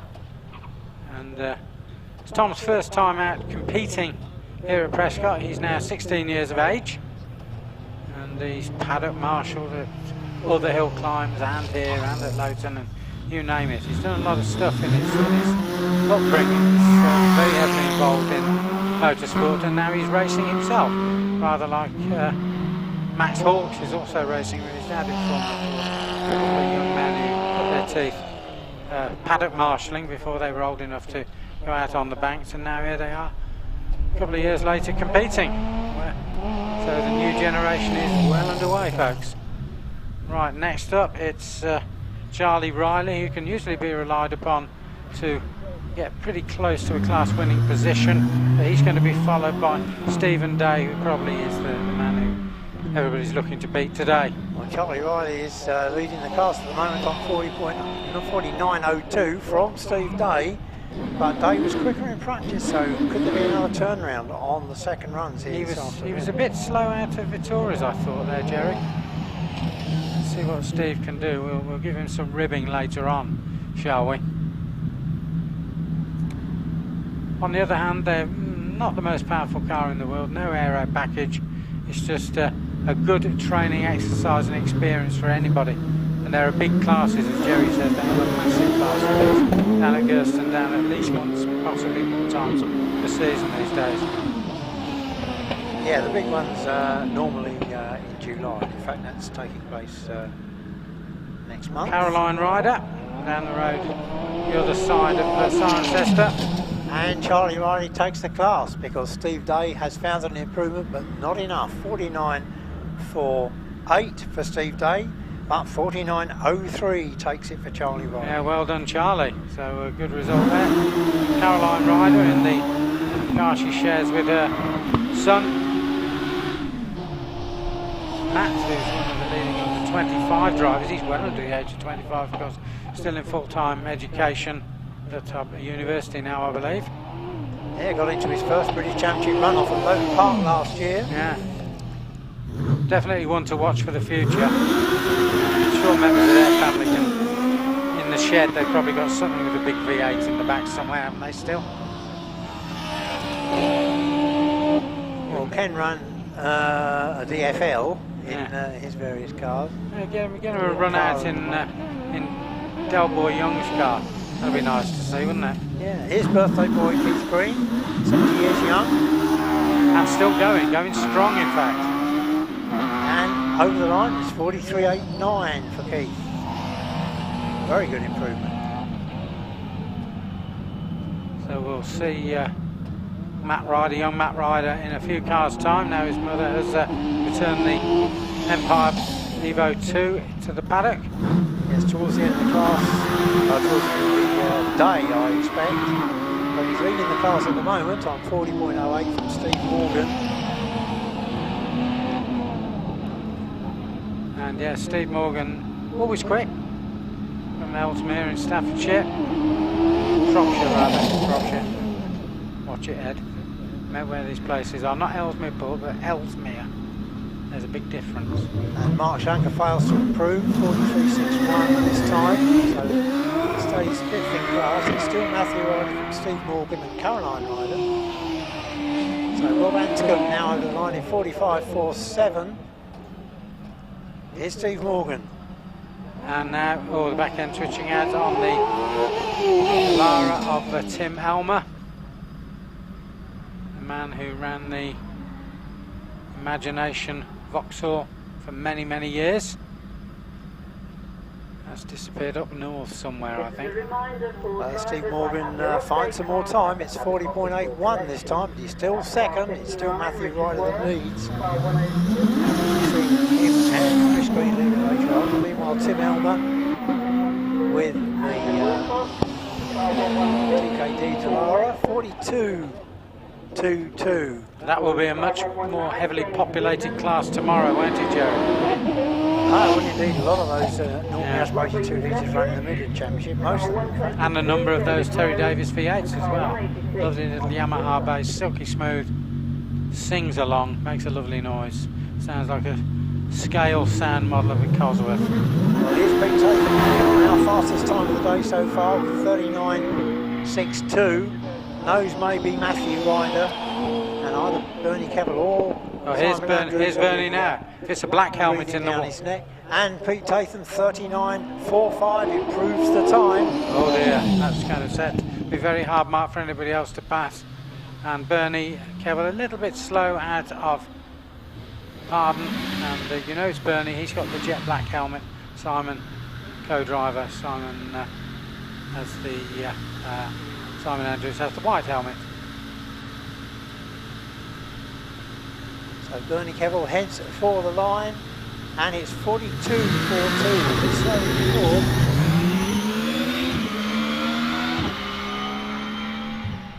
And here's Lindsay Summers with the Cosmos KF V6 powered DJ Firestorm.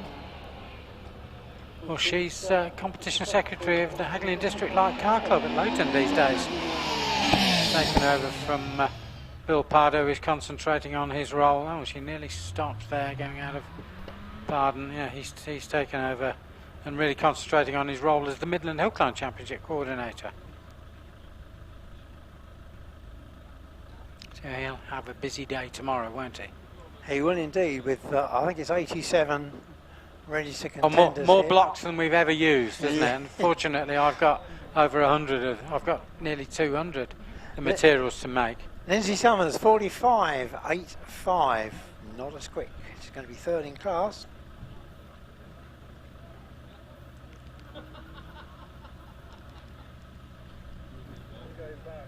Well, we're very close to the end of it now. We are. We've got just a short wait. Bit of a changeover for Bernie We've got Kevill to changeovers, Simon. Yes. And from Caroline Ryder to Matt. And fastest time of the day still to be decided. At the moment it stands to Pete Tatham on that run we've just seen, 39.45. That's the time to beat to set the pace today. Well, you have to say Pete is going progressively quicker as the year passes. Yes, considering he first ran the car here at Prescott at the Gold Cup meeting in September last year. Yes. Now, I wasn't here for that one, sadly, but made it to Lowton a couple of weeks later. That was my only full meeting of the year. We're just there, just leaning on the fence, enjoying myself. But you can bet that Matt Ryder will be trying. I think, from memory, he took fastest time of the day here at this meeting last year. This is a reminder for a collection of upgrade He was cars. certainly front runner. I think he may have got Is FTD, at the paddock just office. That's car casting 59, my mind Richard back. But Worth, at the moment, car 106, it's Pete Tatham, Cooper, car 110, Simon Andrews and car Matt Ryder and 112, Chris Green Andrew Woodcock, still with the run in car hand. 116, Paul Renison, car 119, Jenny Stevens, and car 123, David Rose. Your upgrade cars are ready for collection at the paddock office. Thank you.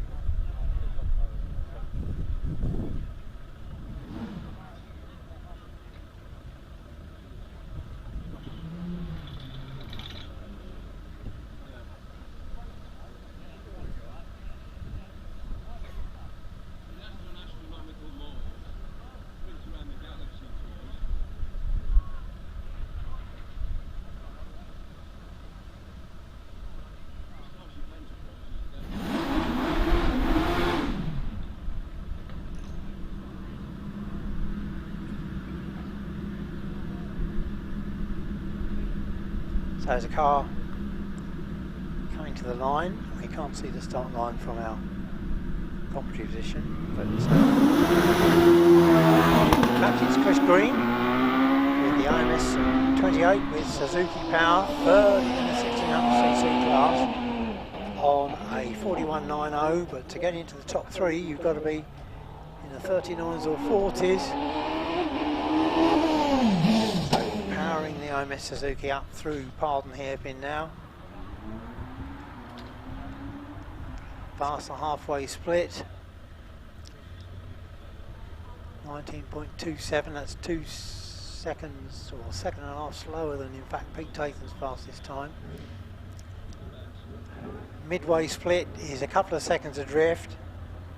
So not going to be a challenge for fastest time of the day, but it's a 42.28, which is just a little bit slower than before.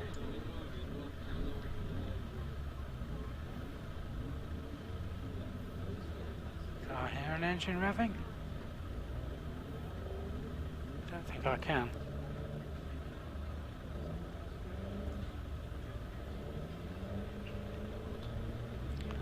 So the final runner would be, if he takes his run, Matt Ryder. And Simon Andrews, of course. So yeah, we've still got two. Thank you, Joe. We've still got two to go. So changeover taking place. Those cars were up not very long ago, so it's Bernie Kevill making way for Simon Andrews and Caroline Ryder making way for her son Matthew. There'll be a lot more of these double drive changeovers tomorrow, won't there, Jerry? Yeah, there will be more double driven cars. But there'll be more time to do it because they're much closer together. These are only small classes, which they won't be tomorrow.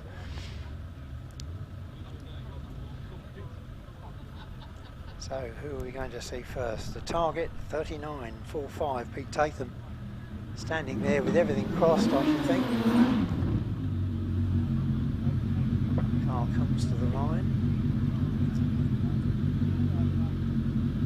I suspect it will be Matt Ryder.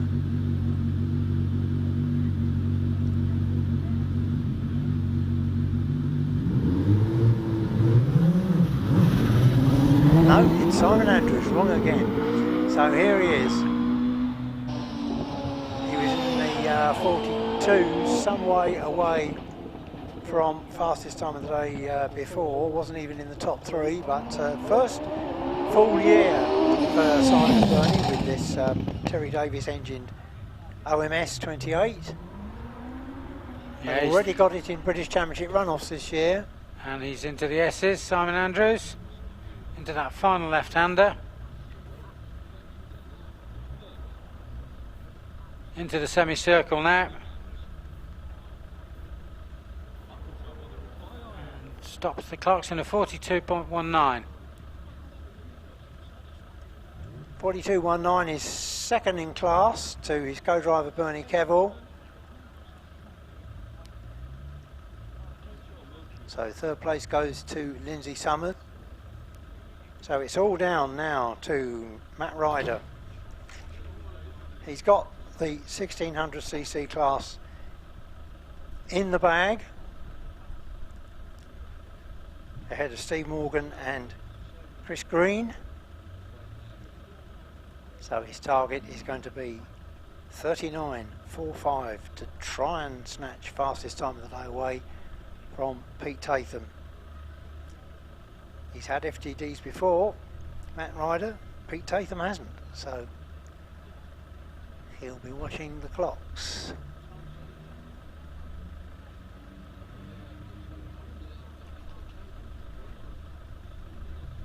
Pete Tatham's runs a supercharged 1300 Hayabusa, and Matt Ryder runs a normally aspirated 1600 version of that engine.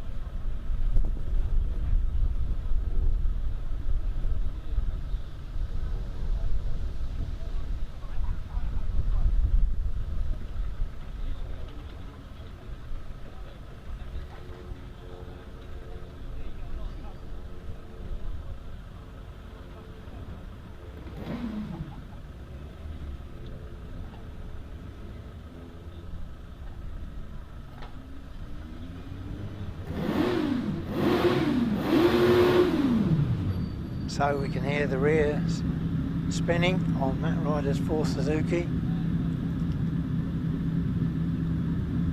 Keep track of those split times.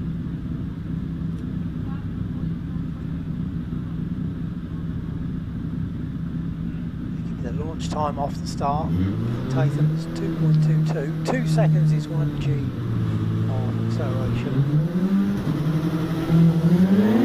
So Matthew Ryder away from line 2.17. That's quicker, in fact, through the speed trap at 76 miles an hour, 20 miles an hour slower, in fact. So we're going to look at the Ettore split now, which is coming, yes, 12.15. That's a little bit slower than Pete Tatham. And Pardon is a little slower again, and 24.92, just 3/10 slower. So he's closing in by the time he gets to midway. Maybe not quite the power of the supercharged engine, but he's blasting past the midway point through the S's now, out of the final S, up into semicircle. Time to beat 39.45, and it's 39.18. So we're on the very last run of the day. Matt Ryder snatches fastest time of the day from Pete Tatham. A disappointed Pete Tatham, I'm sure, but he came so close, but there'll be plenty of other chances. So congratulations to Matt Ryder. He should be taking a Tour d'Honneur, so don't go away. Give him a round of applause as he comes up the hill.